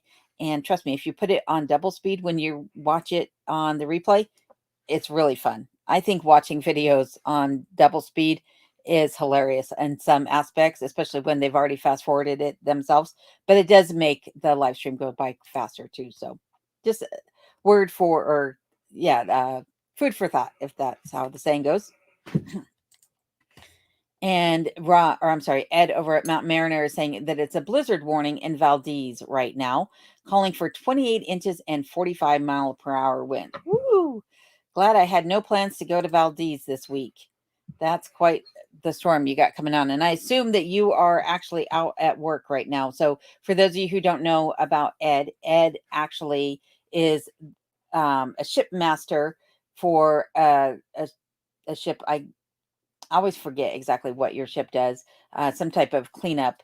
But he is generally ported out of Valdez and yet lives on the Talkeetna side of the state. So in the middle of the state practically is where he's living, and then, has to drive and fly all the way out here. So not fun for Ed right now, for sure, either way. And Alaska's Last Frontier Homestead says to myself, had an old wood stove, and also he didn't have a chimney cap on. Oh, he's talking about alone in Alaska. Had an old wood stove, didn't have the chimney cap on, which a lot of people have told me in the wintertime to take my chimney cap off. I have not done that, though. They say that doing so will help reduce the creosote. And the chimney cap with the spark arrestor would have prevented the cardboard from leaving the chimney. That is correct. That is absolutely correct. Yep. And Brian says 4 more subscribers and I hit the 1,300 mark. Awesome. That is sweet. So everyone go over, find this link up above, go over and subscribe to Brian's channel, and let's, help him out, because he's always helping out other channels, which I think is awesome. And Rob over at Curmudgeon is saying to Ed, they can keep that part, Ed. Don't mind the snow. Heck with the winds. Yeah, the winds can be brutal here in Alaska. Some places in Alaska get winds that are, 60 to 80-mile-an-hour winds, and they're just treacherous. Here I get some pretty high winds too. But luckily, this past summer, I removed all the trees that were right up against the cabin, so I don't have to worry about a tree falling on the cabin this year, which is good. But generally for me, the winds are highest in the spring and in the fall. Not so much in the summertime, and really not that bad in the wintertime. So hopefully that storm in Valdez doesn't bring the winds up to me, because I'm a few hours north of Valdez, just a couple hours north, that is. And Matt AK is saying to Ed, does that mean that you get to skip work with the blizzard warning coming in? And Haley says, I've had a package packed and ready to go for the last few months, hoping to get it to you before winter, as it contains items you may have kept busy with in prep for spring. Well, that's awesome, Haley. Thank you for that. Like I said, Haley, if you send that package out, just send me an email with the tracking so I know to be on the lookout for it, and I can make sure to plan accordingly to get it, because the post office will only hold packages for 2 weeks before they will send them back to the sender. So, but I do really appreciate that. That's very kind of you. And Sunshine, how are you doing? Everybody loves to see a little sunshine in their life. And Sunshine says, hi from Kenai. I just got here. Dinner is now in the oven. Chicken enchiladas and jalapeno poppers. Well, I will be right over because that sounds fantastic. That sounds really, really good. I do love some good spicy food. That's for sure. And thank you for joining us tonight in the chat. Sergeant says, Steve, Langang, first thing to do when starting a stove is to pre-warm the chimney. I use a metal soup can and about half a cup of alcohol. The alcohol doesn't smoke, and after 10 minutes, add the wood. Well, that is good to know also. And again, don't get your chimney too hot. That's why I was saying I do a fire that gets to about 500 degrees, but you don't want to go much higher than that because anytime you get your wood stove components, the chimney or the wood stove itself, to a red hot state, it's not good for the metal. It'll cause weakness and stress on that metal. So one other thing to keep in mind. And there is Poor Man's Homestead in Canada. How are you doing? Nice to see you here again. So glad that you were able to pop in. I was wondering about you because I hadn't seen you earlier. And Colorado Pack Rat is saying Pack Rat is just fine. And I am almost an hour behind on comments. So I apologize to those of you who are commenting down below. And I am over here yapping away on things. So doing my best to catch up with things as I can. And Ed says they are calling for 60 to 100 mile an hour, 100 mile per hour winds at Port Etches, where my vessel is currently at. Oh my goodness. Oh, I feel for you, Ed. That does not sound fun at all. Hopefully you are ported and not actually anchored out in the ocean. Yikes. And there is Poor Man Homesteads in Canada, BC's channel link. So be sure to pay him a visit and say hi to him and also give him a thumbs up and a subscription if you would. Hey Meadow says, unfortunately, the customs forms requires information I can't supply. Email me, Haley, because between you and I, maybe it's something I need to provide to you, or maybe it's something I can help you figure out. Because I used to work in logistics. And so I can help you look up if you need some codes and origin information on whatever it is that you're sending. I can probably help you with that. So just email me, and between you and I, I'm sure we can figure it out. And Vicky says, have any of you also watched Simple Living Alaska? Yes, most of us are very familiar. I'm speaking on behalf of the other YouTube channels on here, are very familiar with Simple Living Alaska. And for those of you who may not be, they are a younger couple who were living in the Willow Hatchers Pass area. And they just recently bought some new property out in Tok. And they are actually one of the largest YouTube channels here in Alaska. So yeah, we're all very familiar with them. They're, seem to be nice people, Eric and Ariel and their dogs and cats. So yeah, but my thing is, I have nothing against Simple Living. I like them. I do watch their channel, commented in the past and what have you. But my thing is that I really like grassroots things, and no offense to Eric and Ariel by any means, but they do just fine by themselves. They definitely don't need me promoting their channel because they outgrow all of us by leaps and bounds. But yes, they have some fantastic ideas on their channel, and they have been very successful in their endeavors since moving up to Alaska. That is for sure. And let's see here. We got Evening Colorado going on here from Brian. And Rob is saying to Ed over at Mountain Mariner, dang, Ed, have a steadying cell for that tub, right? Yeah. Oh, it's worrisome to think about the winds and how much water that's going to kick up. Scary times out there on the water for sure.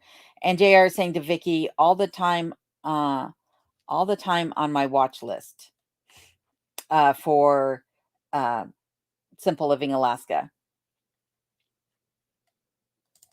Alaska Cut the Cord says there's a big storm rolling in for sure. And hopefully everybody is stocked up and has all their provisions in place, because it sounds like many of us might be either digging ourselves out or just staying put for a while. Ed is saying they're departing Port Etches now. My relief captain just called me to let me know the situation. So it sounds like you're not on the water today, which is good. But yeah, hopefully they get out of there and get ported up in Valdez safely, and everyone can find shelter and remain safe. And hello, Andrea M. How are you doing tonight? She says, aloha from the big island of Hawaii.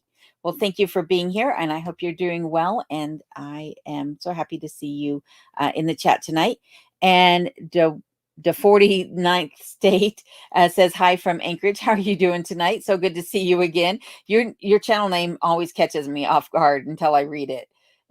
So welcome again for being here in the chat, and be sure to check them out also, because I believe you have a channel, I believe, but it is hard to keep up with so many channels, that's for sure. And if you don't, and I got it wrong, I apologize. And if you do, and I got it wrong, I apologize. Um, Rob is saying to Mountain Mariner, nice that they keep it all informed. Where is the safety harbor for them? And a pack rat says, absolutely. I keep bits and pieces to fix things. Yep, that's how I am for sure. And the safety portage for Ed's ship is Night Island Passage, meaning that that passage is going to get the least amount of winds and disruption in the ocean coming through. So it's good to know. And Ira says, exactly. It was Cole Cannon, and it was so good alone. Awesome. That is fantastic. I should make some Cole Cannon with some of my cabbage and potatoes, because for those of you who don't know what Cole Cannon is, it is a potato dish that's basically mashed potatoes with some cooked cabbage and green onions or leeks in it. And it is delicious. And it may not sound delicious when you say the individual ingredients, the onions and the potatoes sound good together, but most people don't think of the cabbage being in with the mashed potatoes. But trust me, if you're a cabbage lover and you love potatoes, it's a good dish. And Cremedge in is saying to Ed, cool, hope they stay safe. What's her beam? So they're again talking about Ed and his ship. Anna saying, good night, everyone. Have to get up early. Well, sleep well, Anna. Thank you for being here tonight. Really appreciate it. Ed is saying 96-foot beam for safety reasons. And let's see here. Annette says, I got one of my 3 kids convinced that moving to Alaska is what's best. Well, get busy on those other 2. And then hopefully you guys can all get up here for sure. And hello, Vu Win. How you doing tonight? Says hello from California. I never know, for those of you that are Vietnamese, how you pronounce your last name. If it's Win, because I've had some of my friends say that's how they pronounce theirs, and others say Nguyen. So either way, hopefully I pronounced it correctly. And welcome, welcome. Thank you for being in the chat with us tonight. And I'm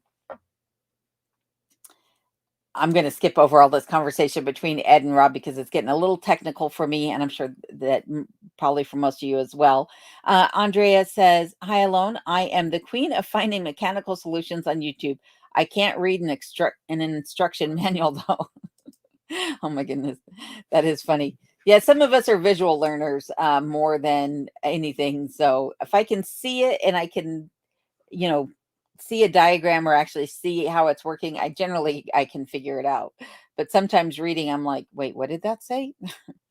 Lee says, agree. I use YouTube videos all the time to fix things around my place in Maine. Well, it's good to know I'm not the only one that's doing this and that there are others out there. And Brian is saying to smash that like button. So thank you, Brian. Appreciate that. And John in Alaska is saying he sees 163 thumbs up at 5:50 p.m. And let's see here. I have the live pulled up. 221. So nice, nice. Thank you for that. I appreciate it.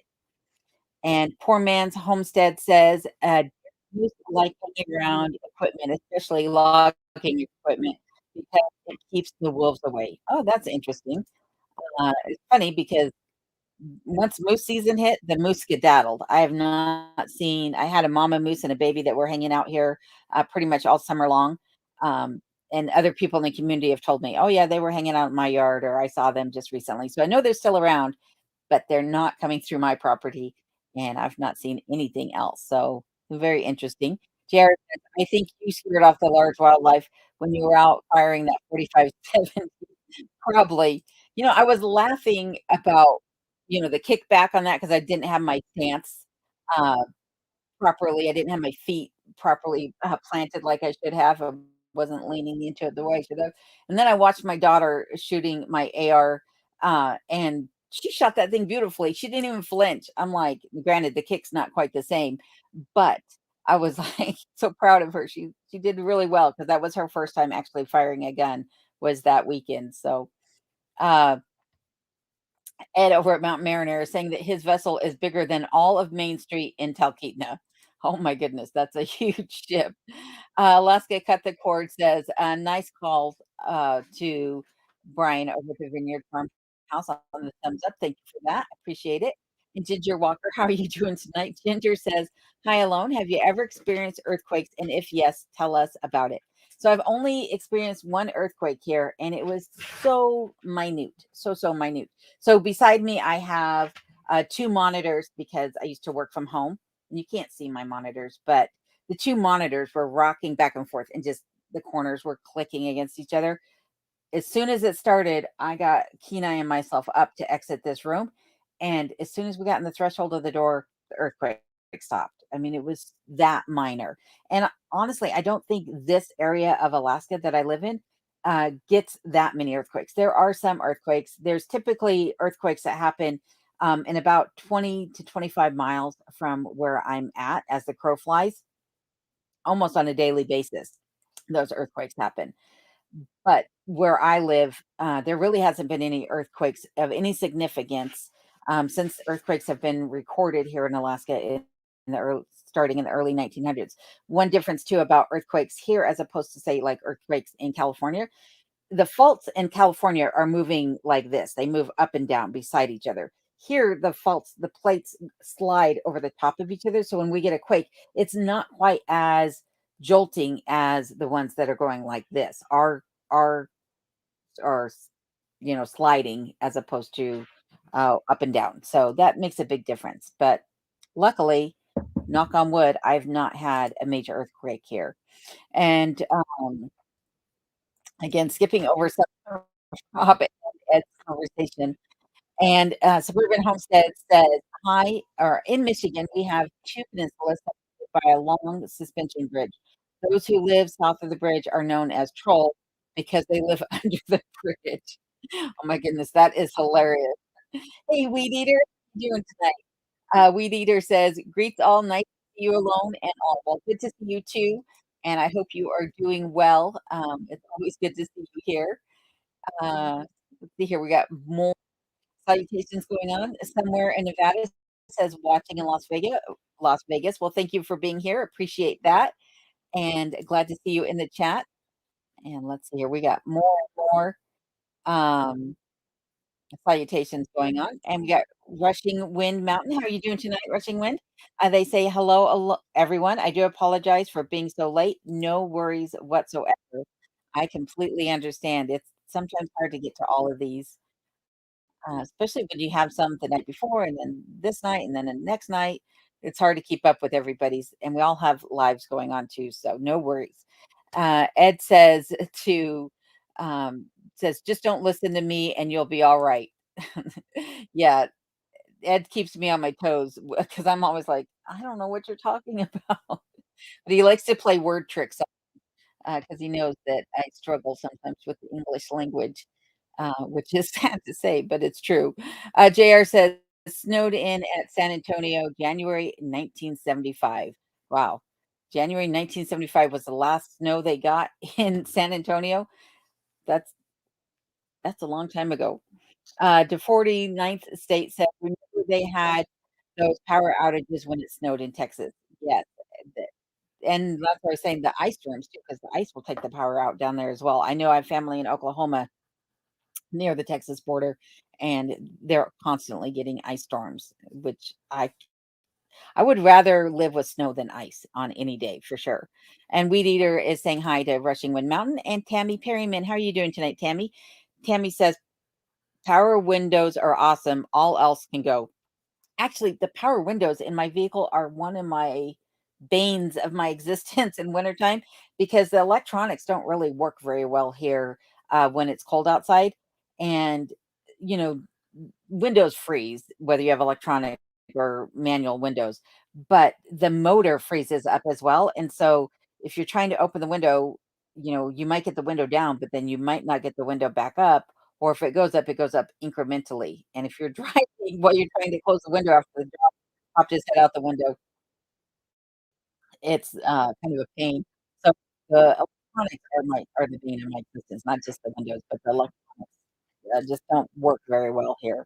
Even the door locks, sometimes I can't unlock my doors, with the key fob, when it's too cold outside and I have to use the actual key to unlock the car doors. And Lee is saying, "Just want to share an awesome channel to all of us girls out there. It's Northern Mudlarks, a mother and a daughter duo, Gail and Alex out of Scotland. Talented what they make out."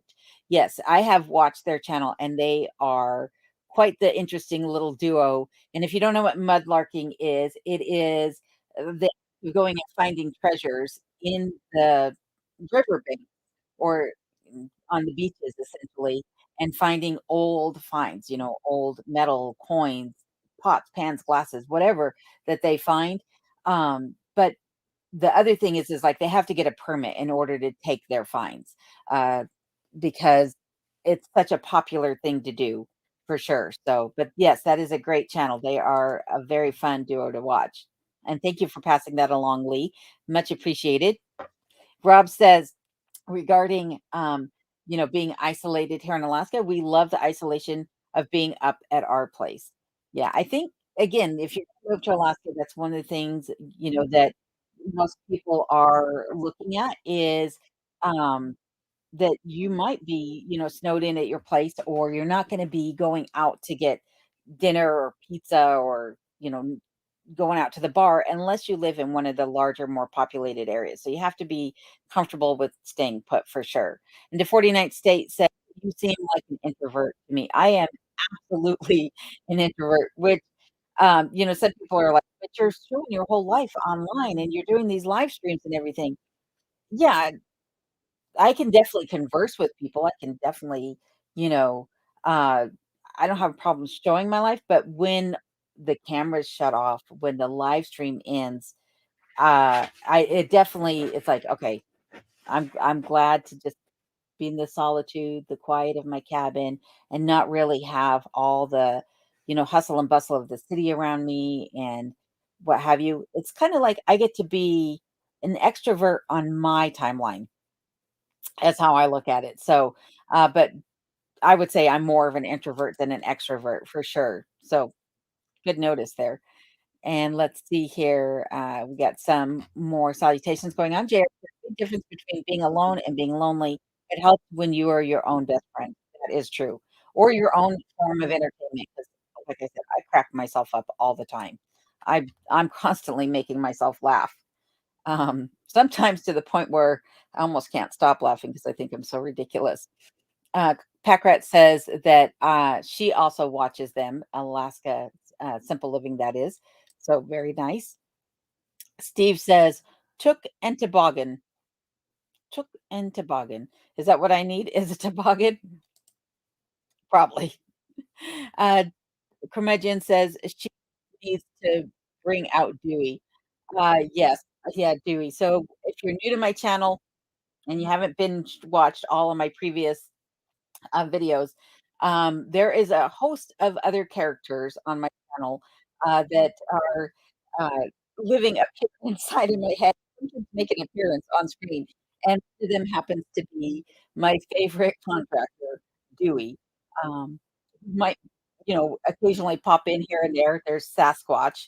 And then there's my um, sister, not my real sister, but like the big sis always guiding me on what I should and shouldn't do in life. One second, I'm losing my voice here. Sorry to cough on the camera as well. That tickle something else. But as I was saying, I do have a whole host of characters that will show up in my video. And so just be forewarned about that. I am going to grab a piece of candy here. So give me 1 second. See what I can find here. A little Jolly Rancher. Hopefully I can keep from coughing. There we go.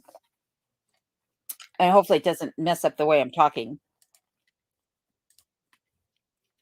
Let's see here. JR says to Tammy, I can give up power windows, but not my heated leather seats. That's hilarious. Susan says, I don't know if Alaska has it, but I know down here in the lower 48, there's an app for audiobooks called Libby. It's awesome. It works through the library system if you have a library card. Now, that's pretty cool. You can also get books through the Library of Congress. You can listen to audiobooks here on YouTube, and I believe that on the Library of Congress. I'm gonna turn the camera off for 1 second because I'm gonna lose this piece of candy. I can't talk with this in my cheek. So 1 second, I'll be right back. All right. Sorry, I couldn't do it. Eat candy when you're by yourself or with friends, but when you're showing yourself to the world and you have this big thing stuck in your cheek, it's too much. But Susan, thank you for passing that along. I will look into it for sure. Because that's one of the other channels that I like to watch is actually Buckeye Big, because Nance's channel is she's just playing stories about Bigfoot. So I can put her channel on in the background and just listen to it as I go about my day. I don't actually have to be watching to see what's happening on her videos. It's literally just listening to the stories that she relates. So that is a good call out there about Libby. I will definitely check that out for sure.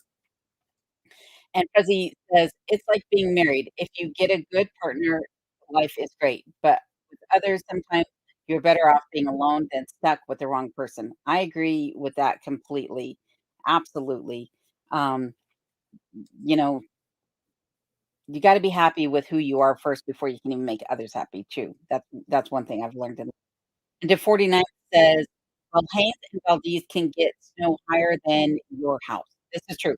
I have a video, that I did, year and a half ago, I guess, where I went down to Valdez in the spring, and there was mountains and mountains of snow stacked up way higher than the houses there. It kind of blew my mind how much snow they get.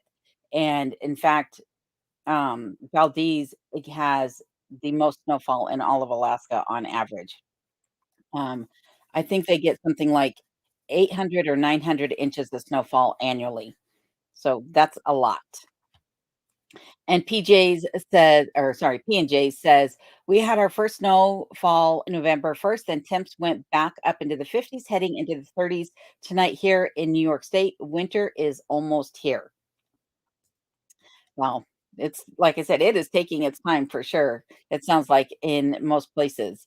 And 49 says in Alaska, uh, only the LGBT calls snow machines snowmobiles. That's funny. Tammy said to JR, "I have hot flashes, so not heated, seats needed. No heated seats needed." That's hilarious too. Susan said, "You can get, uh, well magazines on it in the app." Very cool, nice to know. And JR is saying, "I don't have that problem with, menopause and hot flashes." And hello, Annette Anderson. How are you doing tonight? So good to see you. Annette says, Hi, alone. I'm also near Everett. Very cool. I am a big fan of Washington for sure. And P&J's is saying hi to Kermudge. And Vicky is saying, I appreciate your links to get the look site. Well, thank you. When and if possible, I will put up the links if I know where they are or if I can find the original individual who I bought it from on Amazon. But some of those skirts are so old that they're not available on Amazon anymore, or I purchased them from some other site, and I don't remember where I actually got them. Like the one tweed prairie skirt that I have, that site, I don't even know. I only bought from them the one time because it took them 6 months to send me that skirt, and that's when I lived in the lower 48. So thank you. I will continue to do that, when and where possible. And there is P&G Homestead Adventures channel link, so be sure to check them out if you would. I'm sure they would love to see you over there. And John Alaska says, "Just want everyone to know I'm not ignoring you, but I have a hard time keeping up one finger typing, lol." No worries, John. We get it. Totally get it. And Rob is saying, yeah, I need to take my kilt out into the snow tomorrow. So Rob has a wool kilt. And yeah, that is the best way I have found of cleaning my kilts or my kilts. I don't have a kilt, but my wool shirt for sure. And, this is another channel that I recommend everyone check out, which is Ignomatic Witches. Especially if you're into hunting and trapping or you want to know more about the villages here in Alaska, this is the channel to check out, Ignomatic Witchin, and, hopefully someone will put up their link, which Rob has done for us right here, so you can go over and check them out and see what they got going on. So thank you for being here tonight. I greatly appreciate it. And his name is Gary, by the way, and he has a wife, and I believe he started the channel too, if he has not already, so be on the lookout for that. And Dwarf Fortnite said, "I have a bunch of lava with one on me," and Ashley is saying hello to Gary, and Packrat said, "I've got some winds out tonight, so I'm buffering a lot. I'm at about 8,400 feet." So our friends there in Colorado, a lot of them are sitting up at high elevation. Robert Barton says, "We all have that big finger problem when typing. Yes, even if you're using all 10 of your fingers to type." Ignomatic, Gary over Ignomatic is saying, "Finally getting snow." Yes, finally. It hasn't or it hadn't started snowing yet for me when before I got on the live stream. And there is the 49th State channel link, so you can go check them out. And again, tell them that Alone sent you. And Not So Remote Alaska is saying good evening to Gary over at Ignomatic, and the 49th State says, "I never sleep well." Yeah, I think there's a lot of people that have trouble sleeping for sure, but generally, I'm so busy, I'm constantly going. I'm a type A personality, and if I sit down, my body says, "Oh, you must be done. It's time to go to sleep." So generally, I can fall asleep and sleep through the night, problem. If I do get in the night, then the next day I'm gonna get any sleep. And, you can probably see I'm so tired in, this live stream. I'm not feeling but I think I probably look it. That's just as I said, waking up in the night for whatever reason. 12 Stones Ranch, how are you doing tonight? So good for you to be here. And they say, sounds cool. Thank you. Thank you. I appreciate that. And Ira says, I'm originally from way upstate New York where we got feet of snow. Now living down south, they bring in man made snow for the holidays. Oh, wow. That's crazy. They did man made snow in Colorado too, even though Colorado would get snow, but they wanted to open up the ski resorts early. So they would always be bringing in the snow machines or the snow making machines up there to do so. And Adam and Phyllis are asking Gary how much snow he's got up his way. And let's see here. Some salutations going on. Gary says it's coming down now, probably an inch so far, pulling for half a foot. Yeah, so you're gonna get less than we are expected to get here. Here, the forecast, for the Copper River Basin is, 10 to 2 feet of snow expected. And Gary is saying that it is coming in thick, though, in his area. Gary, remind everybody where exactly that you're located in Alaska, if you could. I know I'm an hour behind, but if you could still put it in the comments, that would be great. And Arts of Gold, how are you doing tonight? Art says, hello to all from New Hampshire. I had my first bucket list trip this August and came to Alaska, found your channel and love your life and your pup. Thanks for all your efforts. Well, thank you very much for that. I appreciate that. And I hope that you had a fabulous time while you were in Alaska. That's fantastic. 12 Stones is giving some salutations to Rob and Rushing Wind, and Packrat is saying howdy to Rushing Wind. If it's me you're talking to. And let's see here. Hey, Haley says, I'm doing fabulous. Thank you alone on the holidays now until late January. Fun, fun. I hope you have a great time taking some time off and doing your own thing there for sure. And Crummage in saying, what part of New Hampshire to Arts of Gold? Colorado Packrat says, lots of Colorado people in here tonight. That is true. That is. And let's see here. Arts of Gold is saying they're near East Maine, and Rob has put up Haley's channel link over at the Hay Meadow, and Haley has a snowing channel. So if you'd like to check her out, be sure to use the link there and tell her that Alone sent you. And we got more salutations going on. To 49 says, "My new hybrid SUV has a whole roof made of glass, so it makes great aurora viewing pod, as well as a great survival shelter." That's pretty cool, actually, because you could literally just sit in there and stay warm and watch the aurora. That's one of the things that I'm very thankful for is that I had the door put in the loft of the cabin, so I sit up higher and I can have that door open, have the view of the outside, and stay a little bit warmer while watching the aurora, but I have a screen door there, so I have to prop the screen door open. I don't have a balcony yet, so I have to be cautious that I don't fall out at the back of the cabin, watching the aurora borealis, but, uh, your, vehicle pod to watch sounds like a great thing for sure. And Nope Ace, how are you doing tonight? Nope says, "Howdy, y'all. Was in 80s in Arkansas today." Oh, like, warm, too warm. And, Pepper says, "Mid-60s is why all of my snow left, but it's not the usual temp."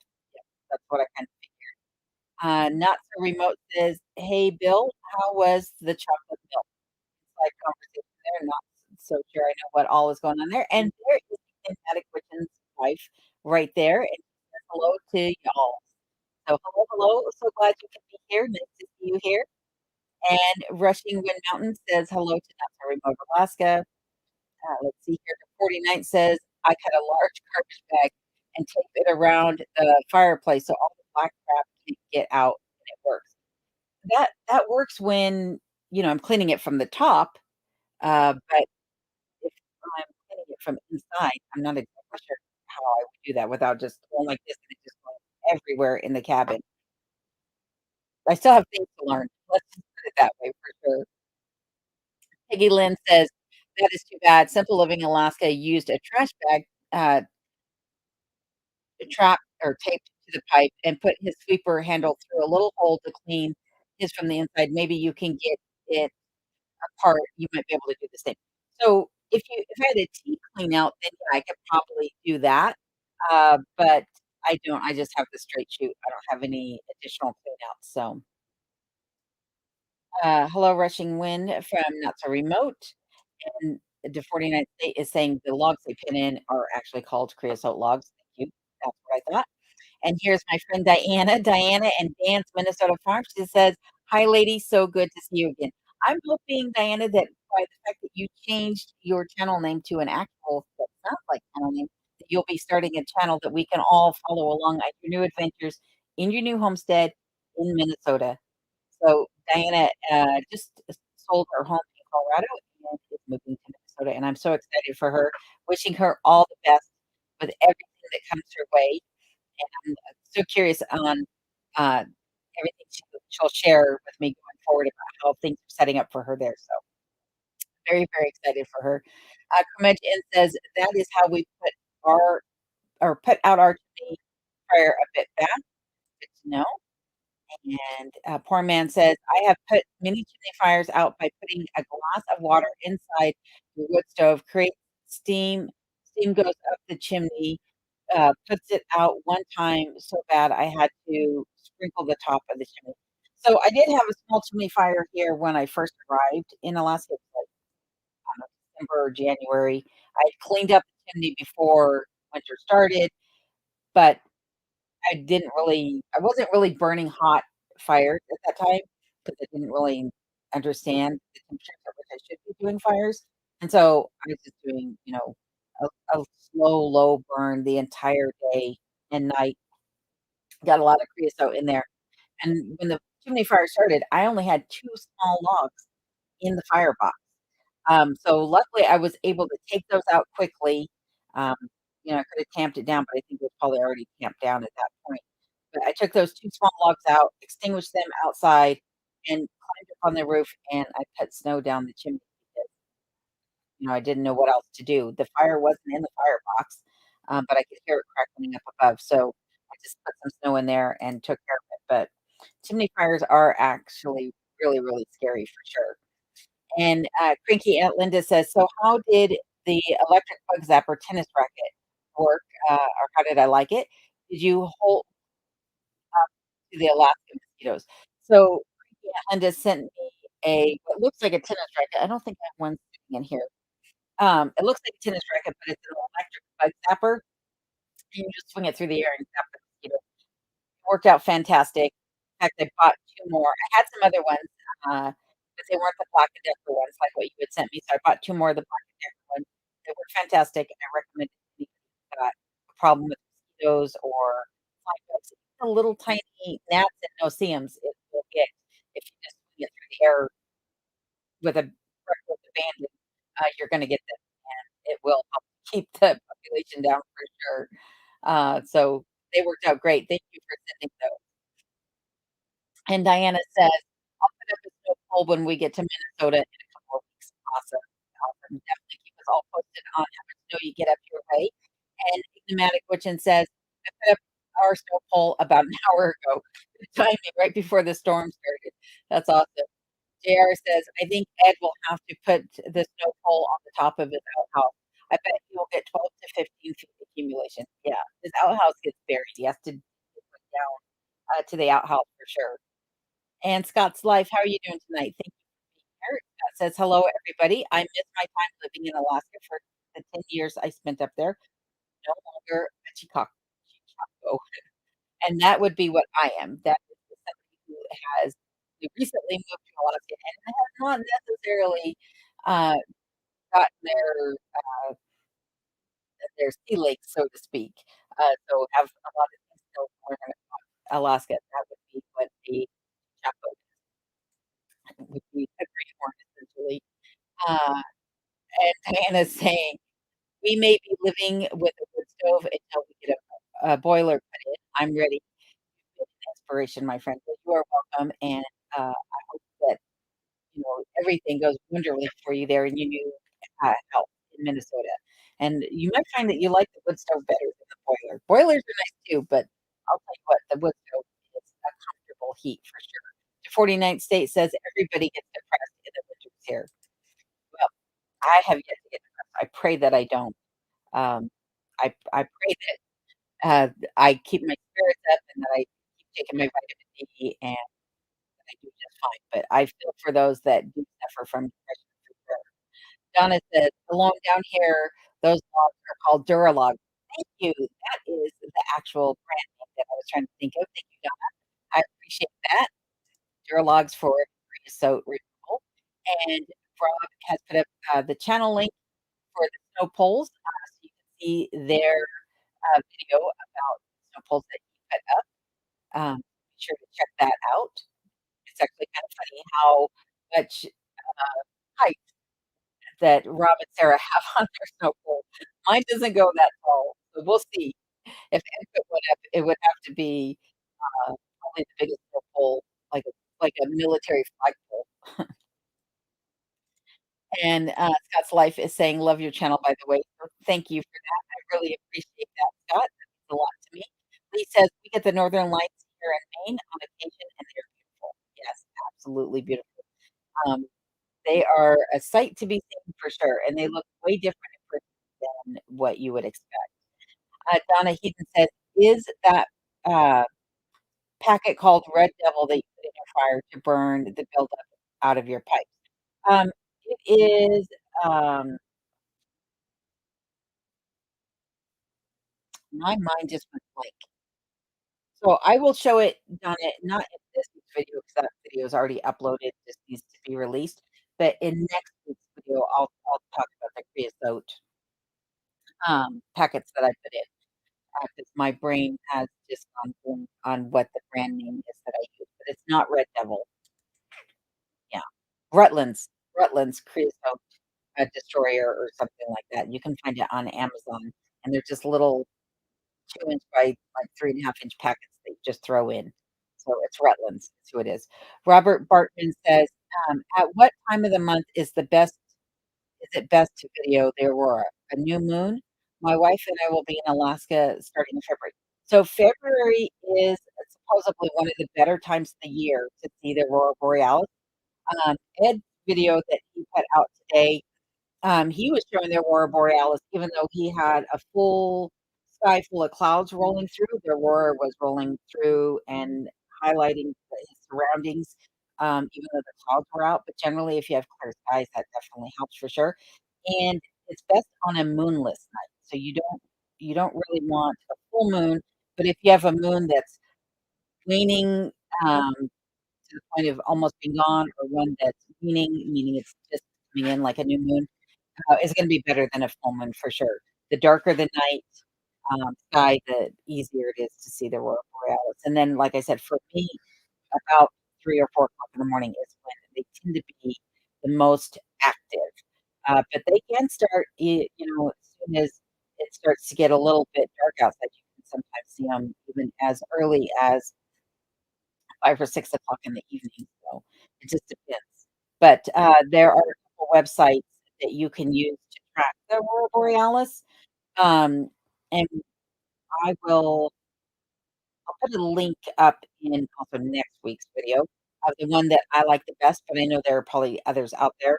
If you just type in aurora forecast for Alaska, it'll take you to the one out of the University of Alaska, which is the one that I use, and it'll give you the little rating of telling you when the next expected, um, peaks are for seeing the aurora borealis, so you can follow out for a month forward and a month back to see when they were.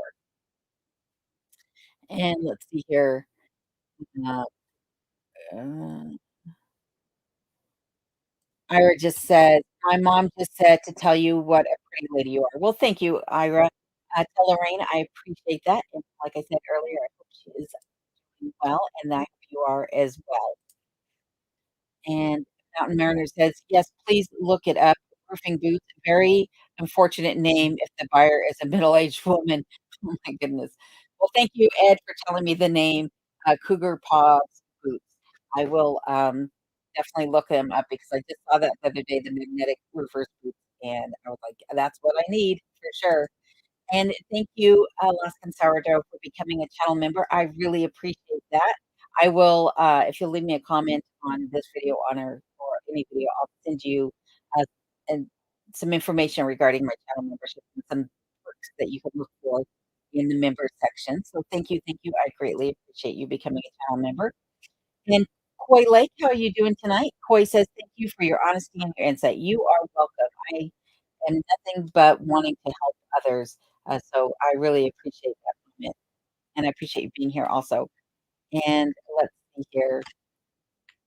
Lee says, "I think it's great that you do this channel for your family. We all wouldn't watch if we didn't enjoy seeing how you live in remote Alaska." Well, thank you. I try to provide you with an honest look of how life really is out here. But sometimes I I watch my videos and I think, "Oh my goodness, who am I talking to?" Because I used to work not only in logistics, but I also was a spokesperson for a large corporation that I worked for. And so a lot of times I come off like I'm doing an infomercial or a lecture for, training a new employee. So if ever it sounds that way in the videos, it's just the old corporate alone coming through. And I sometimes laugh. I'm like rolling my eyes at myself, like, "Oh my God, just let go of the corporate world. It's okay. You can just talk like a normal person." So sometimes I make, like I said, I make myself laugh, but other times I make myself cringe too, like, "Oh, let go of the corporate world." Uh, and Rob is saying woohoo to Alaska Sourdough for becoming a channel member. I say thank you again.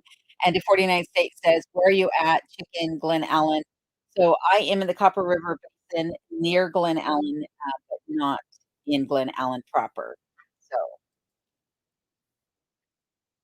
I back up to Wrangell St. Elias National Park. That's what I can tell you about where I'm located.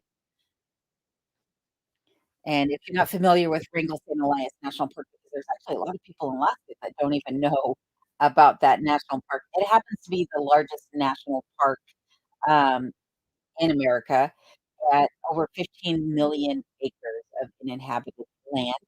And so my property backs right up to it. So I always, when someone asks me how much land I have, I always say 15 million and 5 acres. Again, cracking myself up. And Peggy Lynn says to Ed, over at Mount Mariner. I am a new subscriber of yours and love your videos. My dog Piper likes watching the bears and moose and trying to find them in the house.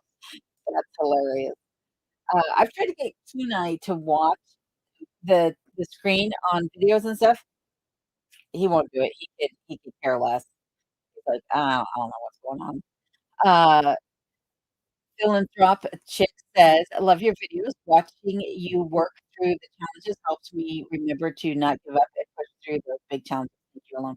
You are welcome. I'm so glad that it helps you with all the things that you might be trying to do in your life. So thank you.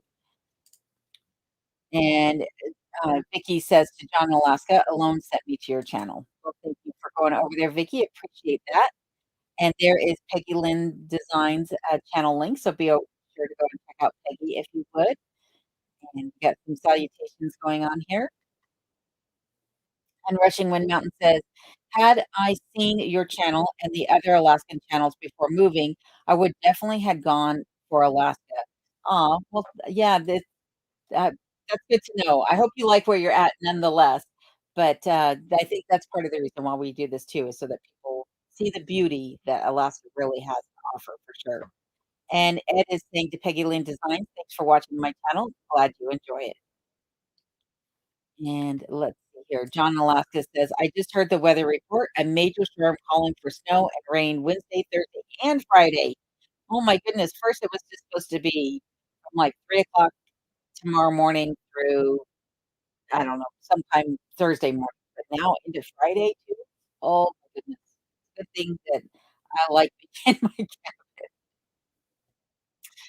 Lee says, if you get a chance, watch Northern Mudlarks channel out of Scotland. Amazing what they make with their mudlark findings. And let's see here. Lalonda, how are you doing? Lalonda, girl, and you says, hello, alone. Did you fix your car? If it's running on diesel, not gasoline, it might be an injector or the EGR valve. I had the same issue as you and fixed it this way. Cheers from Romania. Actually, my vehicle is gasoline and not diesel, but I have had ERG problems with a previous vehicle, and it's not acting the same way that one did. I did have one of the injectors already replaced in the vehicle. And if you'll watch this week's video, which will be out on Friday, you'll get to hear what Adam over at Alaska Cut the Cord has said about the engine issues and what he believes is going on with it. And I trust Adam's uh, theories on what's going on with the vehicle because he is a skilled mechanic for sure. So, and in addition to that, I appreciate all of you providing some insight and advice as well as what you think might be going on. Diana's uh, Diana says, "Oh boy, sounds like you've got major weather heading your way. Stay cozy. Good thing you have enough wood to get you through and the oil burner for backup." I'm glad that I got set up on that keep fill program with my oil burner so that they're just coming out and topping that off because um, definitely helps to know that I'm not gonna run out of oil this winter for sure. And Vicky says to Lee, "I also love Northern Mudlarks and the Lost Tower, their second channel." Very cool. I didn't realize they had a second channel, so I will be sure to, check them out as well. And Scott Life, thank you also for becoming a channel member. Greatly appreciate that, and like I said, if you'll leave me a comment, I'll send you, a message back with some information about perks for my channel members. So thank you. It's greatly appreciated. Robert says, just want to say good night alone and all in the chat. I'll be listening to the end. Got to get some fruit to munch on before bedtime. Well, thank you, Robert, for being here. I hope you sleep well tonight. And I'll see you on the next live, I hope also, which will be in about 4 weeks' time from tonight. So I'll be sure to get it posted up early enough so all of you have some notice. So if you haven't already, make sure you turn on bell notifications when you subscribe so that you can be notified when my lives are actually going to be or when I post videos, which typically are out on Fridays. Um, and for my channel members, they're getting a sneak peek of the video or an advance showing of the video on Wednesdays. So there's one of the perks that my channel members are getting. And Robert Bateman says, oh, Barb made, stuffed peppers that we grew this summer for dinner. Awesome. I haven't had stuffed peppers in years. Sounds delicious. Um, Rob is saying to Ruby, "You as well, Ruby? It was good to see you." So that's Ruby over at Rushing in the Mountain. And we got some good nights going on here. And Tracy Morrison, how are you doing tonight? Tracy says, "There you go, Victor. Just subscribe, darling." Well, good, good. I appreciate you going over to Brian's channel, giving him a new subscriber, and I'm sure he does too. And Rushing One says, "I'm still here, Rob. Just saying good night to Robert Bartman." And Lee Uh, he says, "Alone, I noticed you have some awesome antique furniture there. Are there many antique stores near you?" So there are not stores near me, but there are antique stores in the larger cities, which most of them are really fantastic stores. I was really pleasantly surprised by the amount of antiques that are up here in Alaska. So if ever you're up here and you have the opportunity to hit up the antique stores, even if you're just window shopping, there is some real beauty in those for sure. Tracy Morrison says, "Been quiet and watching alone. Moved from Ontario to Saskatchewan and just had a pacemaker put in, so taking it easy." Well, I hope you're on the mend, and I hope that pacemaker does your heart well for sure. And yes, take it easy. No worries here whatsoever. I just want you to be healthy. So I'm glad you were able to join us tonight, though, for sure. And Rob says, "I hope that the pacemaker helps you, Tracy." Thank you, Rob, for doing that for Tracy. And there is Rob's channel link also, so be sure to check out Rob and Sarah over at the Curmudgeon Inn. And Tracy says, "Yes, my heart rate is now normal. It was 23. Yikes, yikes, yikes, yikes. That's scary." And there is Rushing Wind Mountains channel link, so go over and pay her a visit and tell her that Alone and Rob sent you. And John Alaska saying good night to Robert. And, uh, Peggy Lynn is saying she just subscribed to Rob and Sarah over the Curmudgeon Inn. And Russian Wind is saying, "Hope all goes well for Ed and his, shipmates." And Vicky says, "Yes, I watched The Last Tower as well." And Tracy says, "Love Simple Living Alaska. They are pretty awesome as well." Yeah, I think Alaska has some really fantastic channels. Um, and we're all blessed for that for sure. And Steve Miller, how are you doing tonight? Steve says, "Sure have missed you. Hope you're doing okay." Well, thank you. I am doing just fine, and I appreciate you being here again tonight.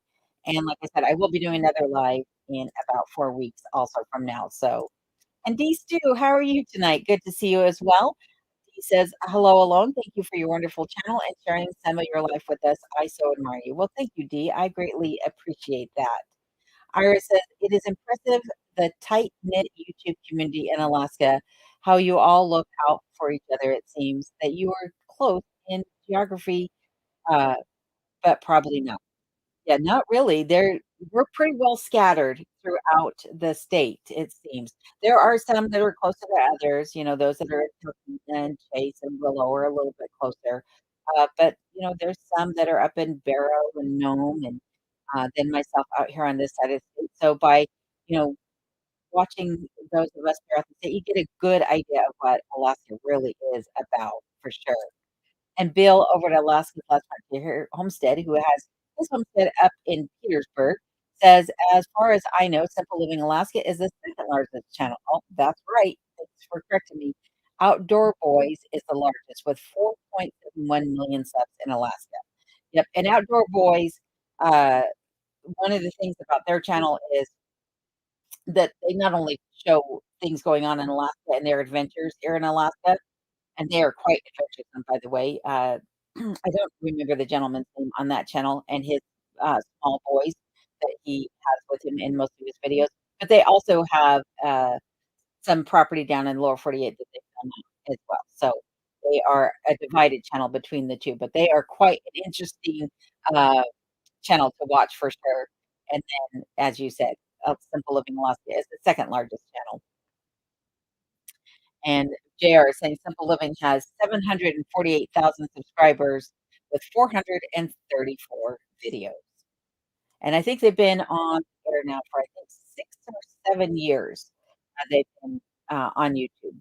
So, and they actually had a few videos before they even arrived in Alaska. I think they had a farm in Oregon or Washington, but I think it was Oregon originally. And there is Bill's channel link for Alaska's Last Frontier Homestead.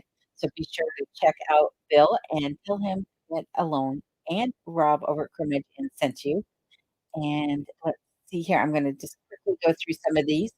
So it is getting towards the end of the night for me here. It is 7:30. Poor Kenai's been trapped in the office with me to keep the door closed so that I have a darker background to be against, because otherwise I fade into the wall and all you would see is the black eyeline or around my eyes. But I do want to say thank you to everybody who was in here tonight, to all my new channel members, to my moderators, and to everybody in the chat, and those of you just watching as well. Until next time, I hope you stay safe and you take care, and I will see you again on the next one. And as I mentioned earlier, I'll have a video out for you on Friday talking about all the things I've been up to this summer that I haven't shared with you yet. Well, you'll figure it out as you watch the video, and new things that are going to be happening around the cabin in the future here. So thank you again for being here tonight. Until next time, please stay safe and take